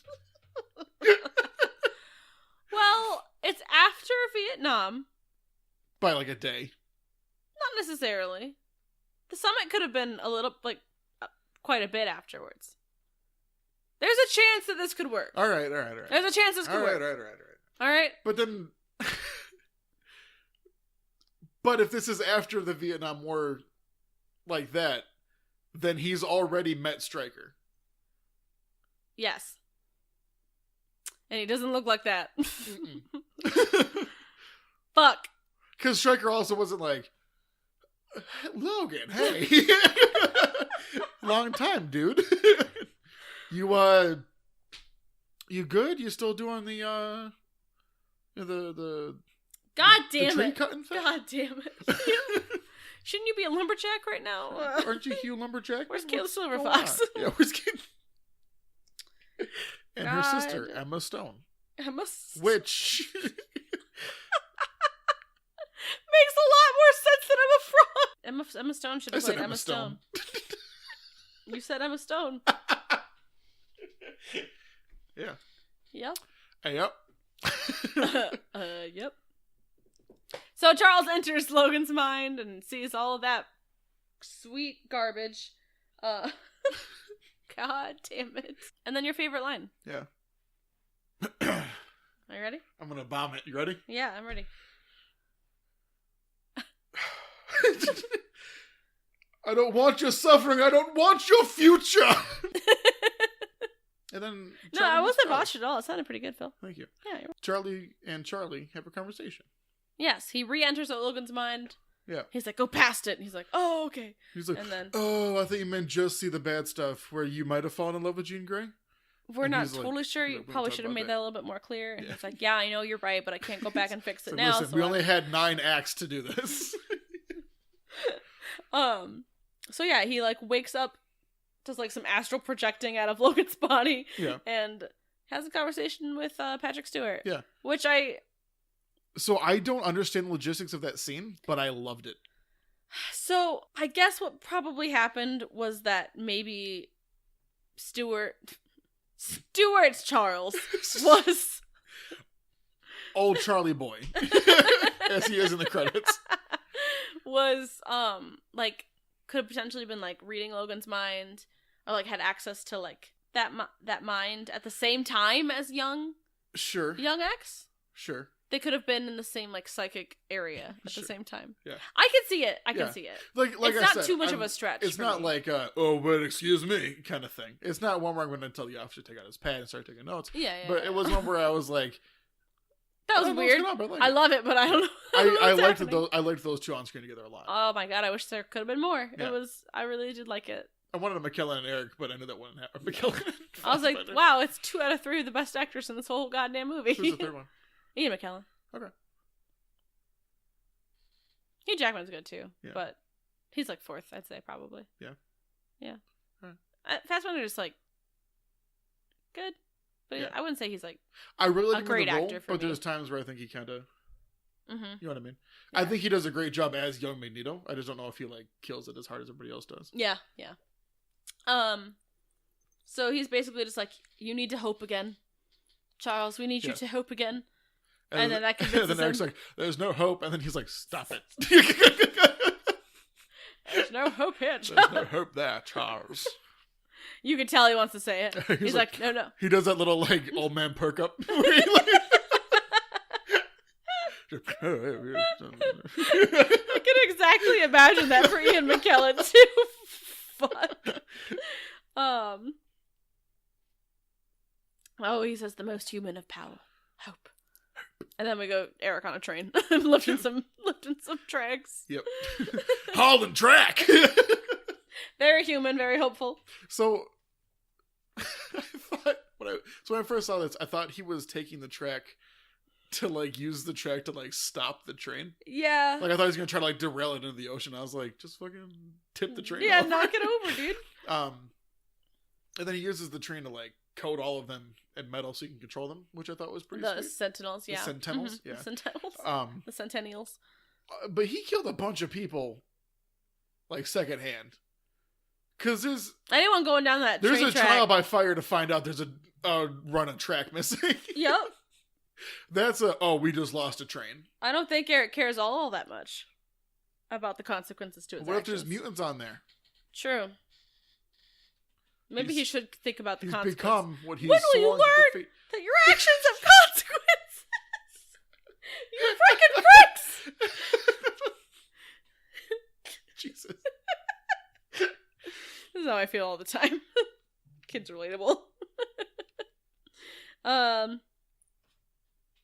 Oh, we get a little mini scene of Bobby. Gotta go get Rogue. Talking. He's like, Marie. we gotta wake him up. Kitty can't do this no more. I don't know why Bobby's Southern now. So then here's the thing. And Patrick Stewart's I've been looking like, at Kitty and she don't look too good. Patrick Stewart's like, they need more time. I saw a glimpse into the past and they can't do it. They're not yet. Bobby's like, all right, well, I know somebody. And I was like, oh, are we finally? Because up until this moment, I was like, did they lie to me? Dude, I did the same. Cause I was Is like, this not the Rogue cut? I was like, did I get the wrong movie? Because I bought it on YouTube. And I was like, there's Days of Future Past, and then there's specifically Days of Future Past Rogue cut. Yeah. And I was like, it says purchased. Yeah. What's going on? Where's Rogue? Yeah. Where's my Anna Paquin? Well, I rented it off of, I did YouTube also, actually. Yeah. Yes, I did YouTube. I thought I did Prime for some reason. You talked about it. I remember. Yeah, that's what it was. Yeah. No, but I did YouTube also, and like the YouTube splash was like a red button with like an X over it, and Fassbender was up front, and I was like, damn. As if it's that different. Yeah. This is the grim dark one. And so I was like, do we not get Rogue? Like I was like, did that not mean like Anna Paquin? Because I didn't look at the differences or anything up until, or like what the difference between the cuts were. Yeah. Well, now it's the Rogue cut. Yeah. Enter Rogue. Enter Rogue. Yeah, because Bobby looks at the camera and he's like, oh, you know what edition you're watching. You're watching the Rogue cut, and we're about to get into it. Stay tuned. You're watching Disney Channel. Too. And he does a little like wand. Yeah. We both did it in case you guys want. all these sight gags, you know. Yeah. Does that do it for you? They say she's trapped in the school doing experiments on her. Yeah. And they're like, all right, we're gonna go get her. He's like, Charles is like, I haven't felt her mind in some time. Then Bobby's like, me either. She's in like the one place your mind can't reach. She's at the school in Cerebro. So then they decide they're gonna go get her. And then we get an airport montage of trying to wrangle Raven. Yeah. Wrangle and Raven. A whole bunch of woke girls going down and she's walking down the... Does that work? Yeah. Does that do it? Yep. Okay. No, it was spot on. Thanks. Yep. I just want you to like me. Approve!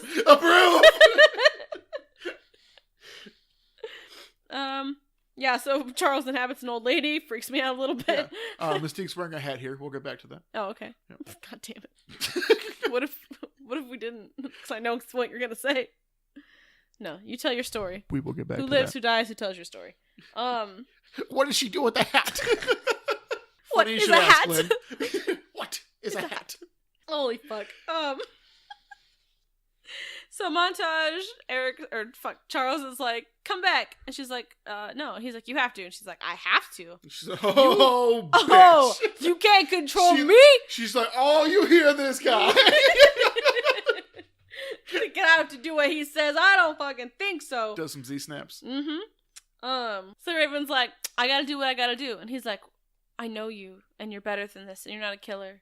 And she's like, I gotta do what I gotta do. I'm a raven. I'm gonna fly away from you now. I'm like a bird. I'm gonna fly away. Yeah. I don't know where this goes. I don't know where this goes. I'm like a bird. Oh my gosh. So that scene is cool. You know, Mystique is gonna get on a plane and fly. Dude, he possessed like 5 different people who now have a really weird story to tell and are also like. Well, they don't remember it. Do they not remember it? I don't think so. Okay. I think they just like. Well, I mean, the entire airport of people just saw like an old lady and be like, "You can't kill that girl," and they're like, "Okay." Well, yep. Or like that girl sitting next to the husband. I'm assuming husband, who's like, "You can't walk away from this one, Raven, because we got to do the mission or whatever." And her husband's like, "What are you? What are you doing?" The wife's gonna be like, "Who's that bitch?" So she gets onto a plane. We see them in Cerebro and they're like, where is she? And he's like, she's boarding a plane. She could be going anywhere. Oh, that's right. And then we cut to Huey in bed and he's smoking a cigar. Mm-hmm. That'll kill you, you know. Yeah, he's like, they'll do, give you cancer. Wolverine's like, really? So haven't we had like 5 movies talking about my powers? Locks eyes with him and just keeps like puffing. Yeah. And he's I've been the main character for 6 movies now. I think I am this goddamn franchise. I'm not getting lung cancer. And then what's his name? Nick Holt. Nicholas Holt. Nicholas Holt is like I know there's probably a lot of rules, but he can't tell me. Do I die? But like in the future, do I make it? He goes, no. Immediately. No. No. But that's just my future. He's like, hey kid, that's just the world I come from. That's nice though. I like that. No. Nicholas Holt is watching the security cameras, I guess, and then he's watching Star Trek. Yeah, he's watching Star Trek series, and then the news. Specifically the original series. Yeah. And the news, and does he hear a noise? Is that... Yeah, he hears like a thump bump. A thump bump. Yeah, so he goes out, opens the door, sees Raven wearing a hat. She's like, sorry, I didn't know where else to go, and he was like, it's fine, let's go with Charles. And she's like, well, just wait, don't wake up Charles. Let's have some fun. Takes off her hat, throws it to the side. Mm-hmm. And then, she does. And they go like hook up or whatever. But here's my thing. Well, they don't hook up, and that's the real tragedy of it. There. Okay, so they start rolling around, start doing the dirty. Yeah, right. Almost. And she's like, what happened? You were all blue dabba dee dabba die last time I saw you.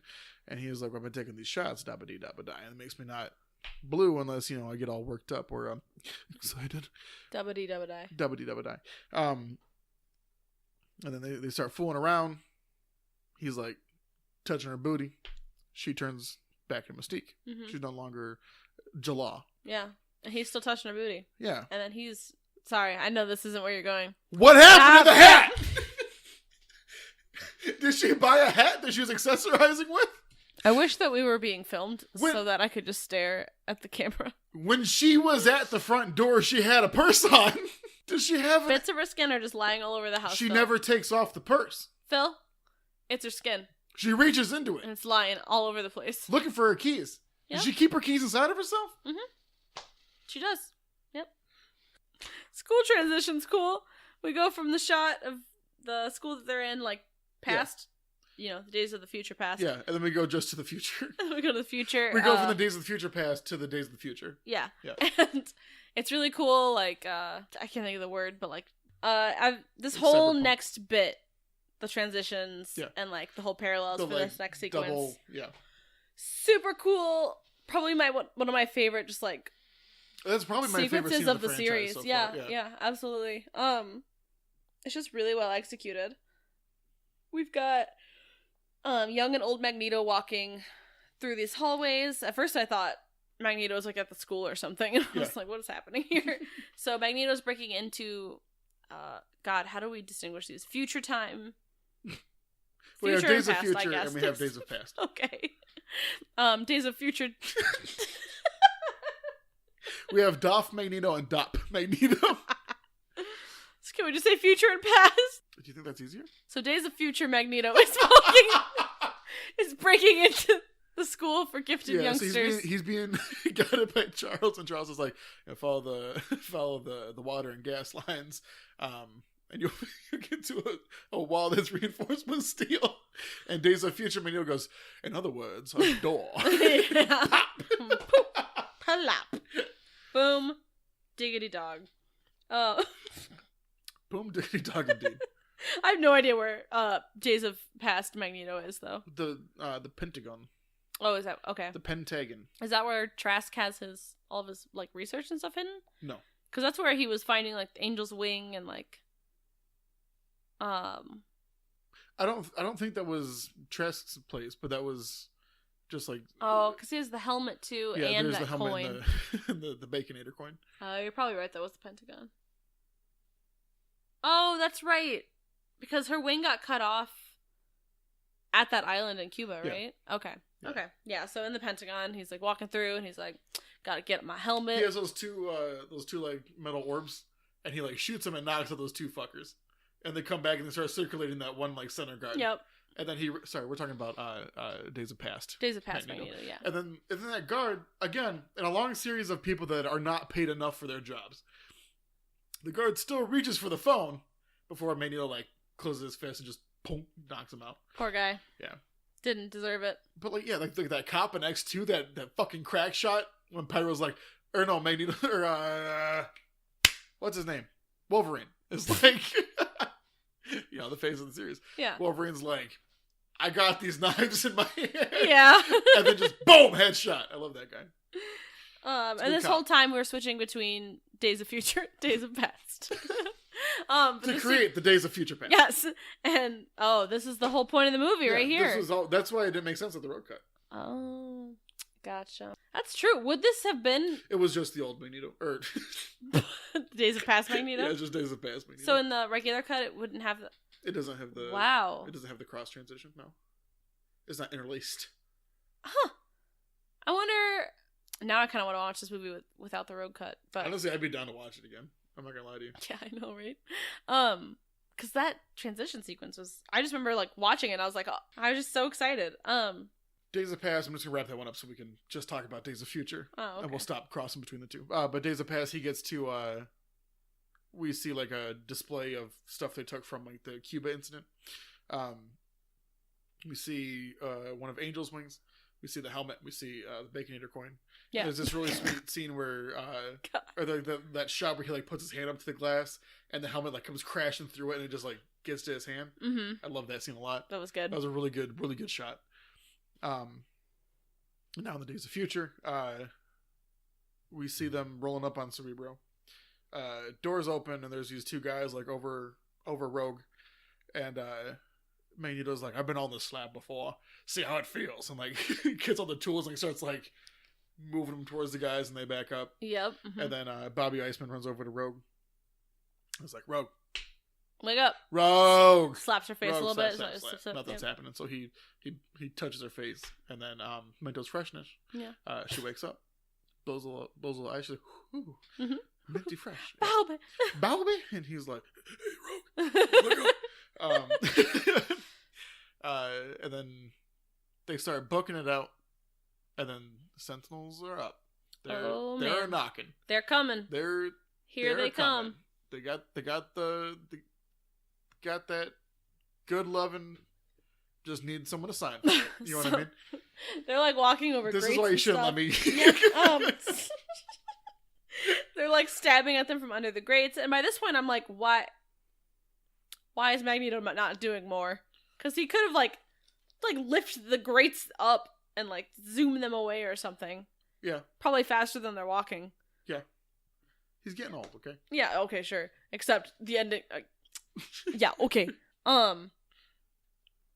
Bobby's like, go, go, go, and like... Oh, yeah, Sentinel comes up and is like, and then Bobby freezes and he's like, go. And then Rogue's like, Bobby! I don't remember if she has the accent or not. She's like, Bobby. She like screams, Bobby!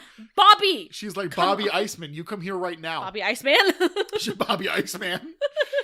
He starts freezing it. Another one comes up, he starts freezing that one. Mm-hmm. Third one comes up, he starts freezing that one. Other one gets out, boom, blast him in the back. Looks painful. Yep, and then they blast him like and 4 they different directions. That bitch, yeah. But like, and then Magneto's like, we should go. Yeah, Magneto and Rogue aren't even running by that point. Yeah. So like, Bobby didn't even give them that much of like he's a like, distraction. Go on. They're like, oh, and they're like watching it. Rogue pulls out her phone and she's like, well, stop. Yeah, Magneto's like, red. I'm like, Magneto could have done a hell of a lot more. Mm-hmm. It wasn't like a super necessary sacrifice. IMO. I think Bobby's like, but I don't want to deal with like the triangle when I get back. True. None of us do. He's like, I'm just gonna sit this one out. He sacrificed himself for the good. On the way there, Magneto's like, so what's your plan when you get back with both Rogue and Kitty? And he's like, yeah, I'm not coming back. Yeah, this is it, man. He's like, listen, you guys, it's been great. Yeah. Magneto's like trying to get in on the gossip. He's like, what's you Homo sapiens and your love triangle. You Homo sapiens and your tea. Please spill it for me. Spill that tea. The Sentinels are coming, man. Yeah. Tick tock, Sentinels are coming. Cut to the next morning and we get Phil's last note for Days of Future Past, which is, I love that Hank wears old man pajamas. It's true. And that's it, folks. That's the last thing I thought was noteworthy. Oh, good. I have a whole other goddamn page. Yep. So even though she was carrying it already, we're gonna just let that keep going. So Hank sees Cerebro's broken and wakes up everybody. Oh no, they all go down to use Cerebro to see where Raven's going. Because Hank's like, yeah, I fucked up, guys. I had a girl here. She broke Cerebro. By the way, it was Raven. Yikes. And then he's like, I was watching the news last night and I saw they're going to do a press conference in front of the White House. So and that's probably where Mystique's going. Yeah, and there's that. So they go into his little like cubby to watch it. He's like, I have this thing record all 3 channels plus CBS. And then Logan's like, oh, all 3 channels. And he goes, yeah, and PBS. I think we also get a shot of Anna Paquin coming in. Kitty's like, where's Bobby? Or, fuck. Yeah. I can't say Bobby in a normal Kitty's voice. Like, where's Bobby? Where's Bobby? I'm sorry, Kitty. I'm sorry, Kitty. He died. He died. He's dead. He's dead now. Someone iced him. Bob is iced in the ground. He ate shit and died. Just like Jean Grey. Bobby ate shit and then died. And then she punches Ellen Page to the side and takes over her job. Yeah, and like puts her finger in there and is like, get out of here. Get out. What? She touches the cut. She doesn't. She touches the hand. Starts like sucking the power out, and Kitty's like, and then she like pushes her away. Close that because I don't hear. Why? Why can you not? So then she kicks Key out of the way and starts taking over the time stuff. She goes, "Hi, Logan." Oh, that's what it is. She goes, "Hi, Logan." Mm-hmm. And then, hey, Logan. and then it cuts to the past, and then Wolverine's like, we get a big reveal of robots coming. Robos. I can't stop talking like this now. I know. So we have that guy that can see real far. See some robos are coming. See the robos are coming? Right, yeah.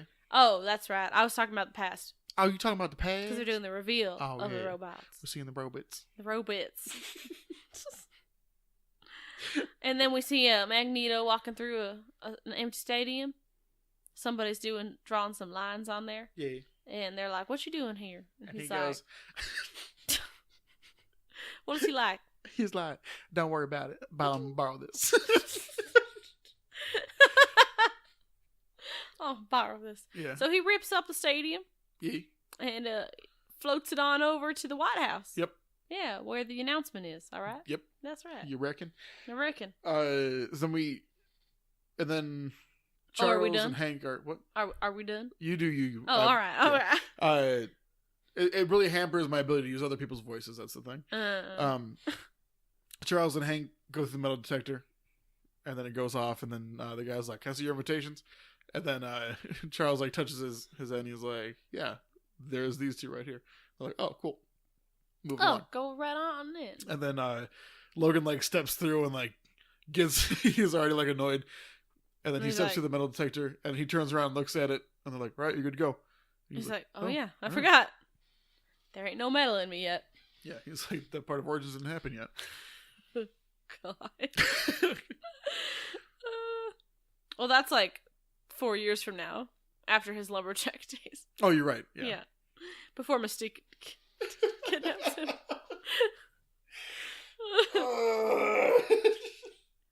So the Sentinels turn on, and Peter Dinklage is like, "What the shit is going on here?" Yeah. Meanwhile, Mystique is a Secret Service guard. Yeah. And it's trying to try to shoot Peter Dinklage. So there's like an army on stage with the president. Yeah. And then this guy reaches for a gun, goes to pull it out, and gets frozen by Charles. Mm-hmm. How does nobody like look down and see this guy just like holding a gun? There's robots. Nobody on stage. People looking not like at the robots. There's robots. You're right. I'm sorry. Yeah, they're cool. They're cool. Yeah. So nobody's ever seen anything like that before. The audience reaction is extremely lackluster, by the way. Dude, even today I would have lost my shit. Right? That shit. Look, it's robots. That stuff's not even like fathomable at that time. They're not like the Jetsons and shit, and it's like, you're not impressed? Are you not entertained? What is that, an 8-track?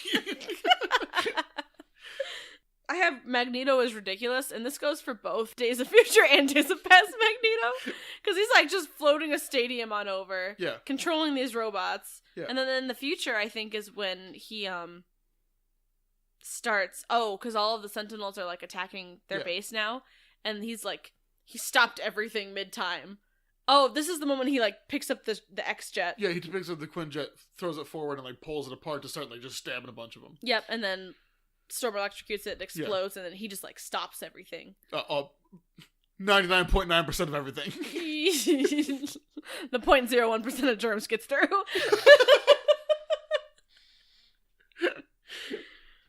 Magneto is freaking awesome. That's why he's a class 4 mutant. You know? Level 4? Level 4. Class 4? One of those. One of those two. The Sentinels start destroying the police cars, but nothing else. Well, I think that was to like get people spooked. I thought it was like to assert their dominance amongst other technology. They were like, they were threatened by the. Like, who do you think you are? Those might be robots in disguise. We gotta kill them.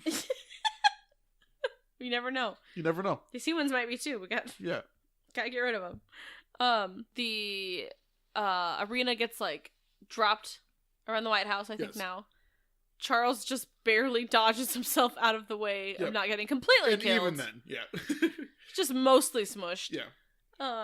He didn't get like toothpaste, but toothpasted. I think we're switching back and forth because I have Storm gets murked.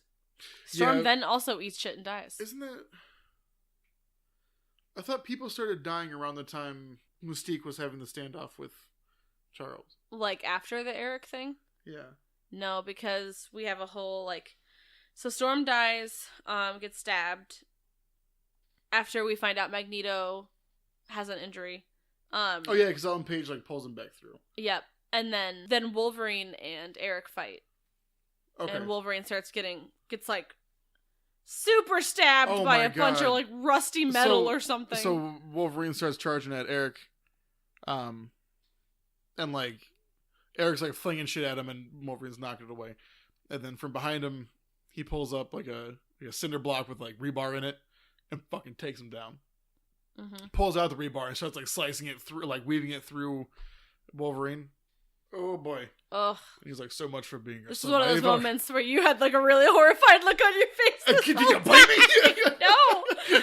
Oh my god, it was terrible. So he picks him up, he's like, so much for being a survivor. Survivor. Throws him away. Yep. Fling.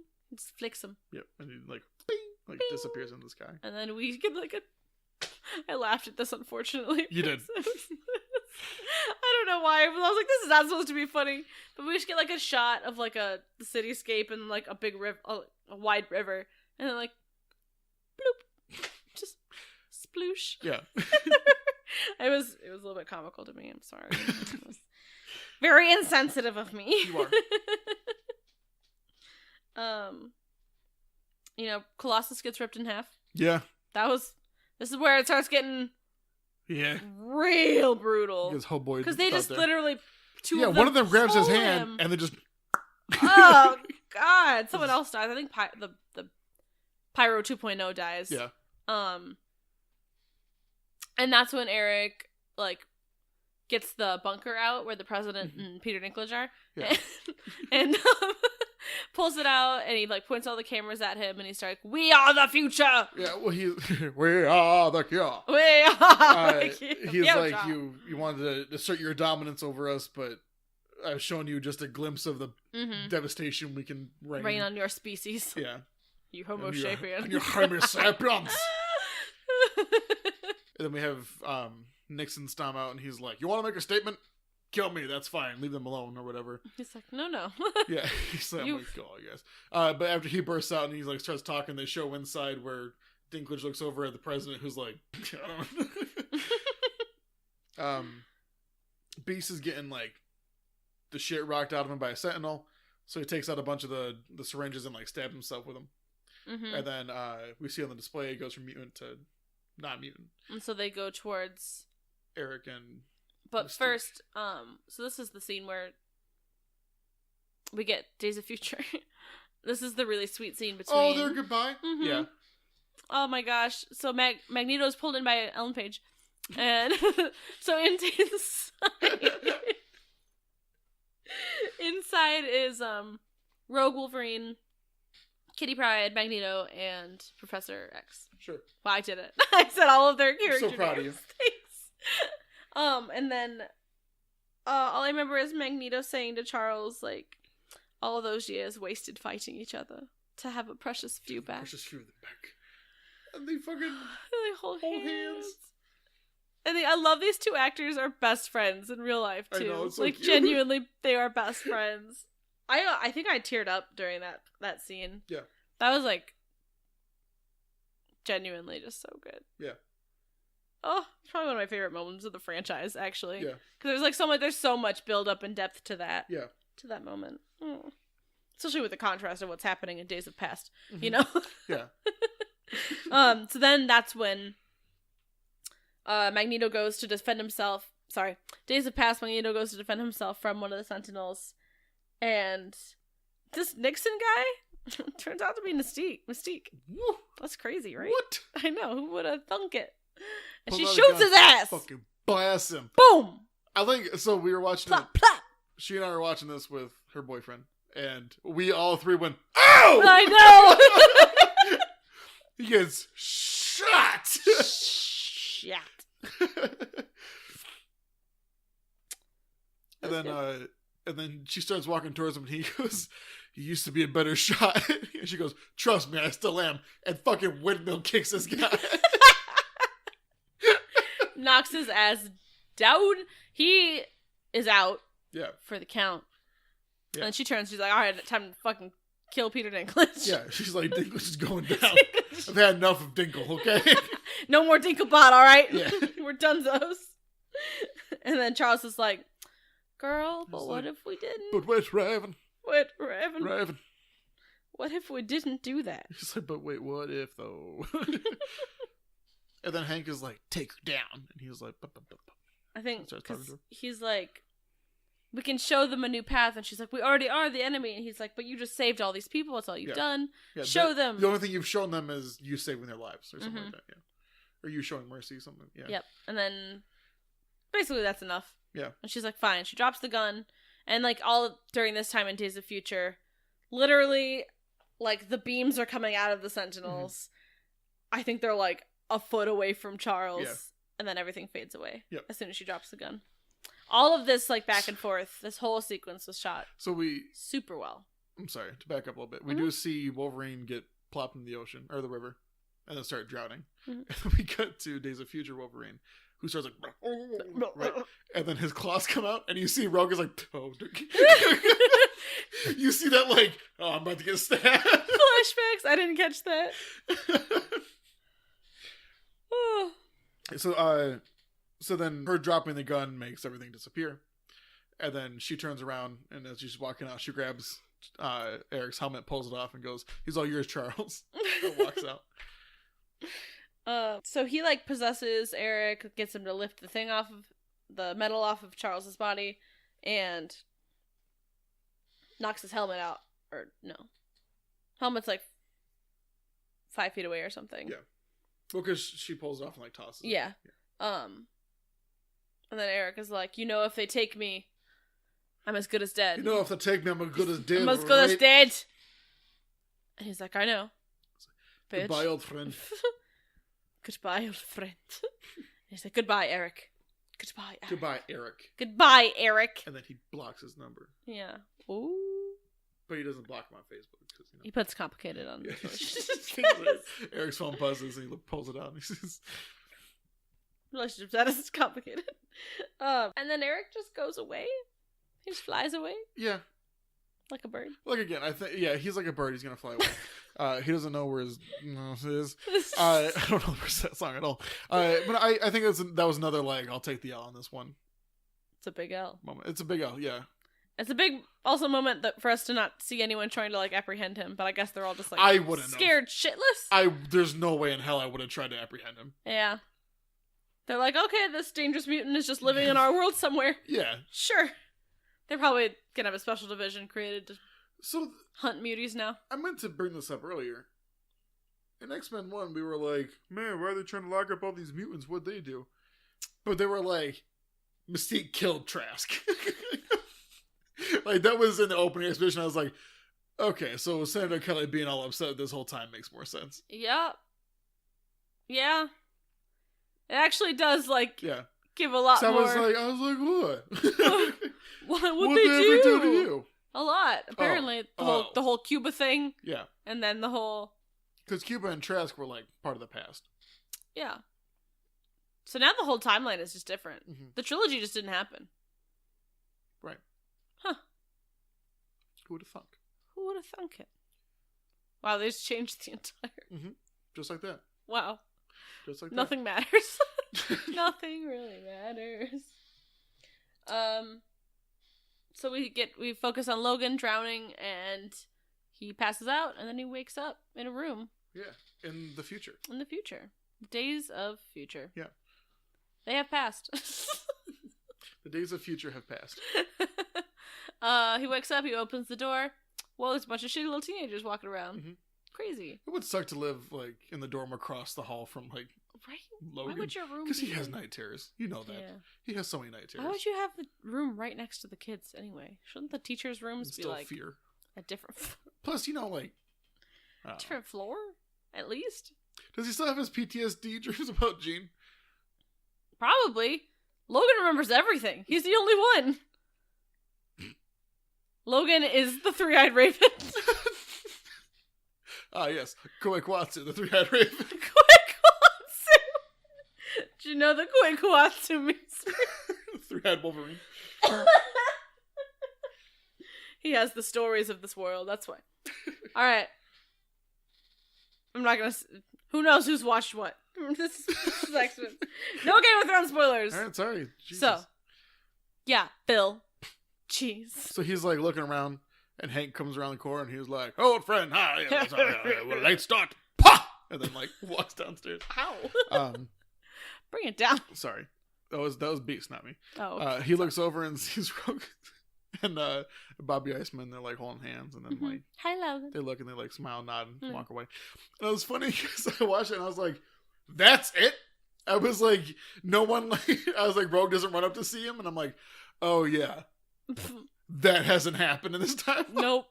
So I was like, "Why didn't Rogue like Logan and like go run at him?" And I was like, "Oh yeah, Yeah, I got that just too because she saw him last night, probably." Yeah. Why didn't anyone like? Or in that moment, I was like, "Why wouldn't anyone be more excited?" And I was like, "No, Taylor. Whole different timeline. Come on." He's like, "Jean," and she's like, "Hey, Logan." Yeah, what's going on, dude? He's like, "Last time I saw you, I was." I murdered you. I was 3 blades in your liver, and she's like, "What?" He like goes to touch her, and Scott's like, "Whoa, dude, don't mess with my girl." He's like, "Listen, I'm not gonna tell you not to touch my girl, but don't touch my girl. She would be my girl if I had to tell you that. So I'm telling you now." Yeah. So, but by the way, I don't want to say it, but I want you to know, don't touch my girl.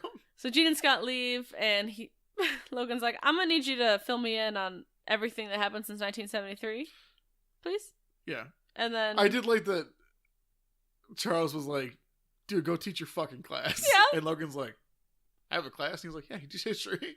Like, I did like that. He wasn't like, "Oh, yeah. welcome back." I like that there was that like build up of like, yeah, I did. I missed that a little bit. Yeah.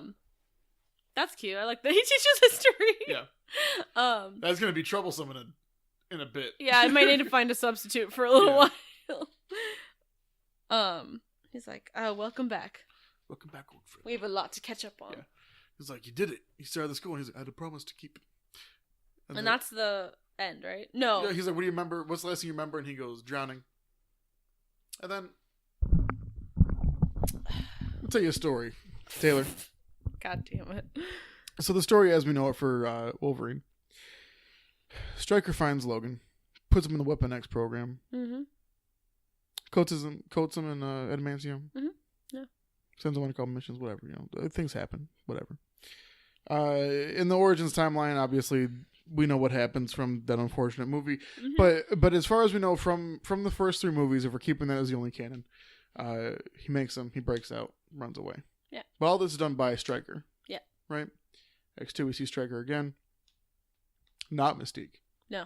He is not Mystique at any point. No. Except for a little bit at the end of X2. Yeah.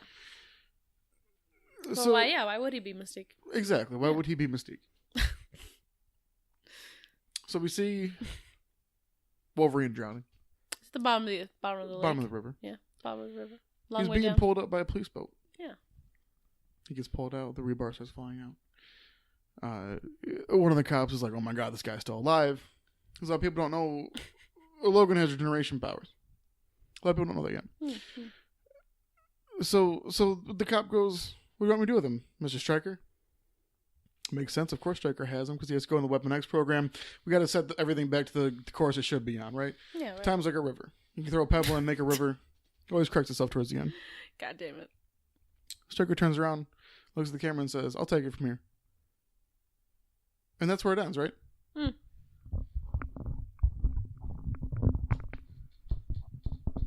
No! No, it's not where it ends, Taylor. Because then Mystique flashes her fucking baby yellows at the camera. Her baby yellows. Why the fuck was that Mystique? It didn't have to be. That ending was a really decent bookend on what was going to happen to make everything course correct to Wolverine still being in the picture for And whatever still being timeline metal and everything Why like the that. fuck was it Mystique? Why was Mystique even involved in fishing by the water? Why was she Stryker? Where the fuck does that go that's going to make any sense? Is Mystique gonna put the adamantium on him? Why would she? I don't know. Ugh. I guess we're gonna find out in Apocalypse. Will we? I think so. This is not going to be revisited, and I'm going to have a fucking ulcer named after Mystique at the end of this. You already got one growing. Woo! Just ready to burst. And that's how we cut to credits. We get a mid-credit scene of Peter Dinklage staring at the ceiling with a big old beard. A big bushy beard. Big old bushy beard. Yep. That's literally it. Yeah. I hate it a lot. Yeah. I see no reason. Yeah. Cool. And then we get a end credit scene. Yeah. We are in ancient Egypt, and we see blocks flying in the air. People are chanting the name. What's his name? Ensabanur. Oh. What did you say? Apocalypse. Oh, That's okay. Apocalypse. Well, Ensabanur means not apocalypse. It means the first one. But this guy is it means the Wolverine. It means Koikwatsu. Which, as we all know, means three-eyed Kraven. Yeah. Three-eyed Wolverine. That actually happens to be the character Apocalypse. Huh. Who apparently built the pyramids. Huh. Happens to be the name of the next movie in like the chronological order of the movies. I know, right? I know nothing about this character or that movie. Me neither. I read a little bit on the Wikipedia. How was your dabbling? Did you enjoy it? Seems like it's pretty interesting lore. Tight. Yeah. Sure, we'll learn a lot more in the next movie. I mean, which has Sophie Turner in it! Woo! I'm so excited. Well, we get Deadpool first. I think Deadpool's next. Deadpool is next, but this is like the next like. Well, we'll handle that in the wrap up stage. The wrap up. But yes, the next main movie is Deadpool. Apocalypse. Well, that's Apocalypse. the next X-Men movie sorry. is Apocalypse, and then we have Deadpool. Deadpool's gonna be really hard to rank because it's just so separated. Yeah. We'll get there in the wrap up. Yeah. But yeah, so that's Days of Future Past. That's Days of Future Past. In enough time where you could have just watched the movie. All right. But then you get to hear our beautiful voices talk about it. Yeah, I mean, which one was more entertaining, am I right? Yeah. Tell us the truth if it's nice, lie if it's not.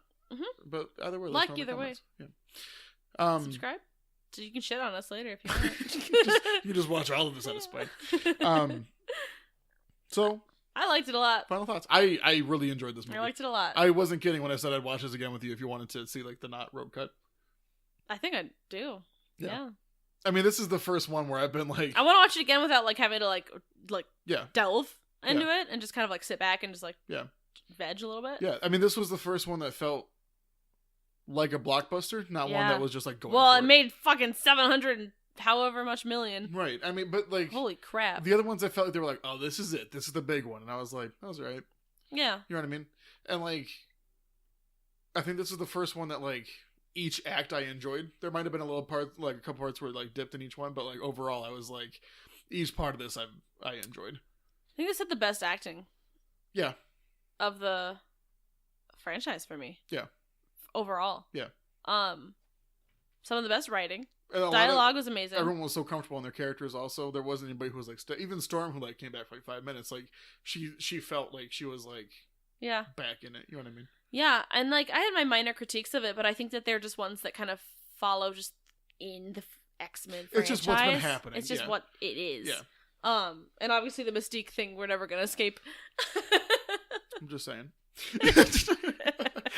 I'm just saying. You know what I'm saying? You know what I'm saying? You know what I mean? You know what I mean?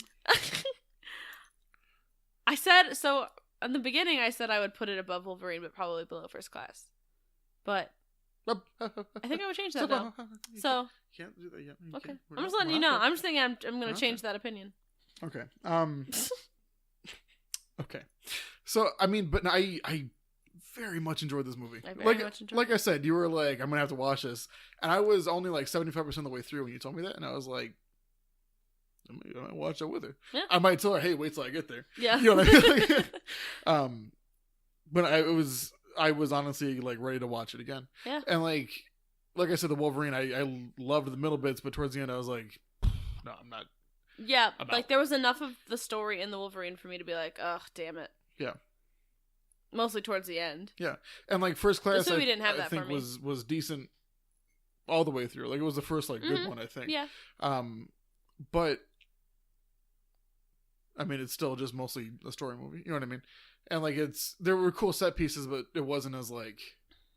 I think that with like First Class and this movie, is similar to how X-Men 1 and 3 were. Yeah. So where X-Men 1 and First Class were the setups, essentially, where they had to introduce all these characters and everything. Yeah. And it's a lot harder to do a storytelling thing when you have to do a ton of exposition like that. Yeah. Whereas, as bad as X3 was, First Class was actually good. X3 and Days of Future Past actually could run with their stories. Finalizing what they had started. Yeah. And they could actually just like roll with it and get right into the grid of it. And introduce new characters in a really fun and interesting way. Yeah. Which this movie was fantastic with, because Evan Peters was great. Yeah. And then Dinklage, obviously, and then yeah, it had good villains. It didn't like go too in depth with Dinklage's character, which I think I would have liked a little bit more. Sure. Just to get like some motivations. I don't know if we've had like motivations for anybody but Stryker yet, and right? even then, and you know what I mean? I hate Stryker. But apparently he's the main villain in this entire fucking franchise. I'm excited well, for that's because Wolverine was our main character, so that's his arch nemesis. Yeah. I think I would have liked to see more drive behind Peter Dinklage's. But I guess he wasn't even so much the main villain, because Magneto was, sort of. Yeah. He was like the catalyst of it all. I don't know. I would have liked to see more. Sure. More background in general. I think that's just an issue I have with movies, is there's just never enough time. Yeah. For that kind of stuff, for like more gritty yeah. detail, which is what I appreciate. So I think as like a major motion picture, it did a really good job of just wrapping everything up really nicely. For sure, yeah. I like this movie. Yeah. Me too. I feel this might be a good movie. This might be even like a really good movie. Yeah. Well, like I said, this is one that like I would put on. Yeah. Like if I was like flipping through the channels it was on, I'd be like, no, let's finish it up. You know what I mean? I know where my vote is. So, yeah. The definitive list of X-Men movies ranked and proven definitively forever as it stands right now is number 1, First Class. Number 2, The Wolverine. Number 3, X2, X-Men United, Electric Boogaloo. Number 4, X3, The Last Stand. Number 5, X-Men 1. And way on down at the bottom, somewhere around number 12, is X-Men Origins Wolverine. Way down. Way down. We did change that. You might have noticed between episodes we did change the rankings. We originally had number 6 as X-Men Origins Wolverine. We've decided there's no possible way a movie could get worse, right? And if it is, it's fine. I'm not happy anymore. I mean, I'm hoping Apocalypse is at least better than that. Yeah. That's the only one that... That's the thing, is like that's a very set benchmark of watchable. Yeah. There's only... Because Apocalypse is the only movie upcoming that I think could potentially... Dethrone it. And if that happens, we'll come back and we'll eat some three-eyed crow. But... So, Phil, where would you put this movie? Honestly, number 1 with a bullet, I would put Days of Future Past. Number 1 with a bullet? Yeah. Right now, if this were my list, I would put that at number 1 solid. Yeah. No, that's where I'm at too. Yeah. Cool. Yeah. We're in agreement here. I know, right? Yeah. I don't think we've had any like contention this. No, we haven't. I'm really excited for like one. The only one we weren't really certain about was X3 and X1, deciding which one was better than the other one. But I think that was we were both not sure. Not like one of us was sure one, and the other one was sure the other. We're such a good team. Oh my gosh! I mean, I know I really wanted Origins at 1, and you were like pretty heavy against that. So yeah, I threatened to quit. Off camera. Yeah. Off mic. Yeah, I told the producers that we're not doing this. So, the definitive list of X-Men movies ranked and proven definitively forever. Definitively. Definite. New rankings are number 1, Days of Future Past. Number 2, First Class. Number 3, The Wolverine. Number 4, X2, X-Men United, Electric Boogaloo. Number 5, X3, The Last Stand. Number 6, X-Men 1. And number 12 is X-Men Origins Wolverine. Woo! We did it! Next week, we will be reviewing Deadpool. Which will be a fascinating ranking system because, God, it is just so far removed from this franchise. I'm really curious what this can be like on the rewatch because I saw this a lot when it came out. Yeah, I did too. I think I've seen it like 2 or 3 times. Maybe, yeah. I think I've seen like 4 times. Mm-hmm. And like one was like half watching it. But like I know I saw it in theaters with my sister. Yep. I think I saw it in theaters twice. Yeah, I saw it in theaters 2 or 3. I think I saw it 3 times in theaters. So I went with my friend Marty, and then I went with a girl I was seeing at the time. And then... Which girlfriend was this? This was number 3. And then like my sister loved it, and then she bought it on like Blu-ray, and she's like, "Let's watch it." And I was like, "I don't want to watch it anymore." Like I got kind of burnt out on it, so I'm excited to see if like that was when it came out, which is what 2015, 2016, somewhere in there. Yeah, one of those. Yeah, I don't know. So it was around then, and then I think like I'm excited to see if any of the jokes. I'm sure like some of the jokes hold up, but I know there's a lot of like. I remember there was stuff I saw at the time where I was like, "That's like on the edge of being not relevant." You know what I mean? So yeah, I'm curious, and I think story-wise, it won't hold up really. Well, I remember the story being kind of bread and butter, so I don't think it was anything too fancy. You know what I mean? I just think we got a woman in the fridge in there for sure, though. Yeah. Yeah. Oh, it's Taylor soapbox coming back. Dusting it off. I need to get a box. It in an hour and a half. All right. So join us next time for Deadpool. Woo! If you liked what you heard here, feel free to go ahead and comment down below. Give us a like. If you want to hear more from us, like Deadpool next week, then go ahead and hit that subscribe button and ring that bell. That way you know when we post it every Saturday. Ring that bell. Ding-a-ling-a. Ling-a-ling. Thanks for joining us here at Home Brew at the Movies. This is Taylor. This was Phil. And we will see you next time. Peace out.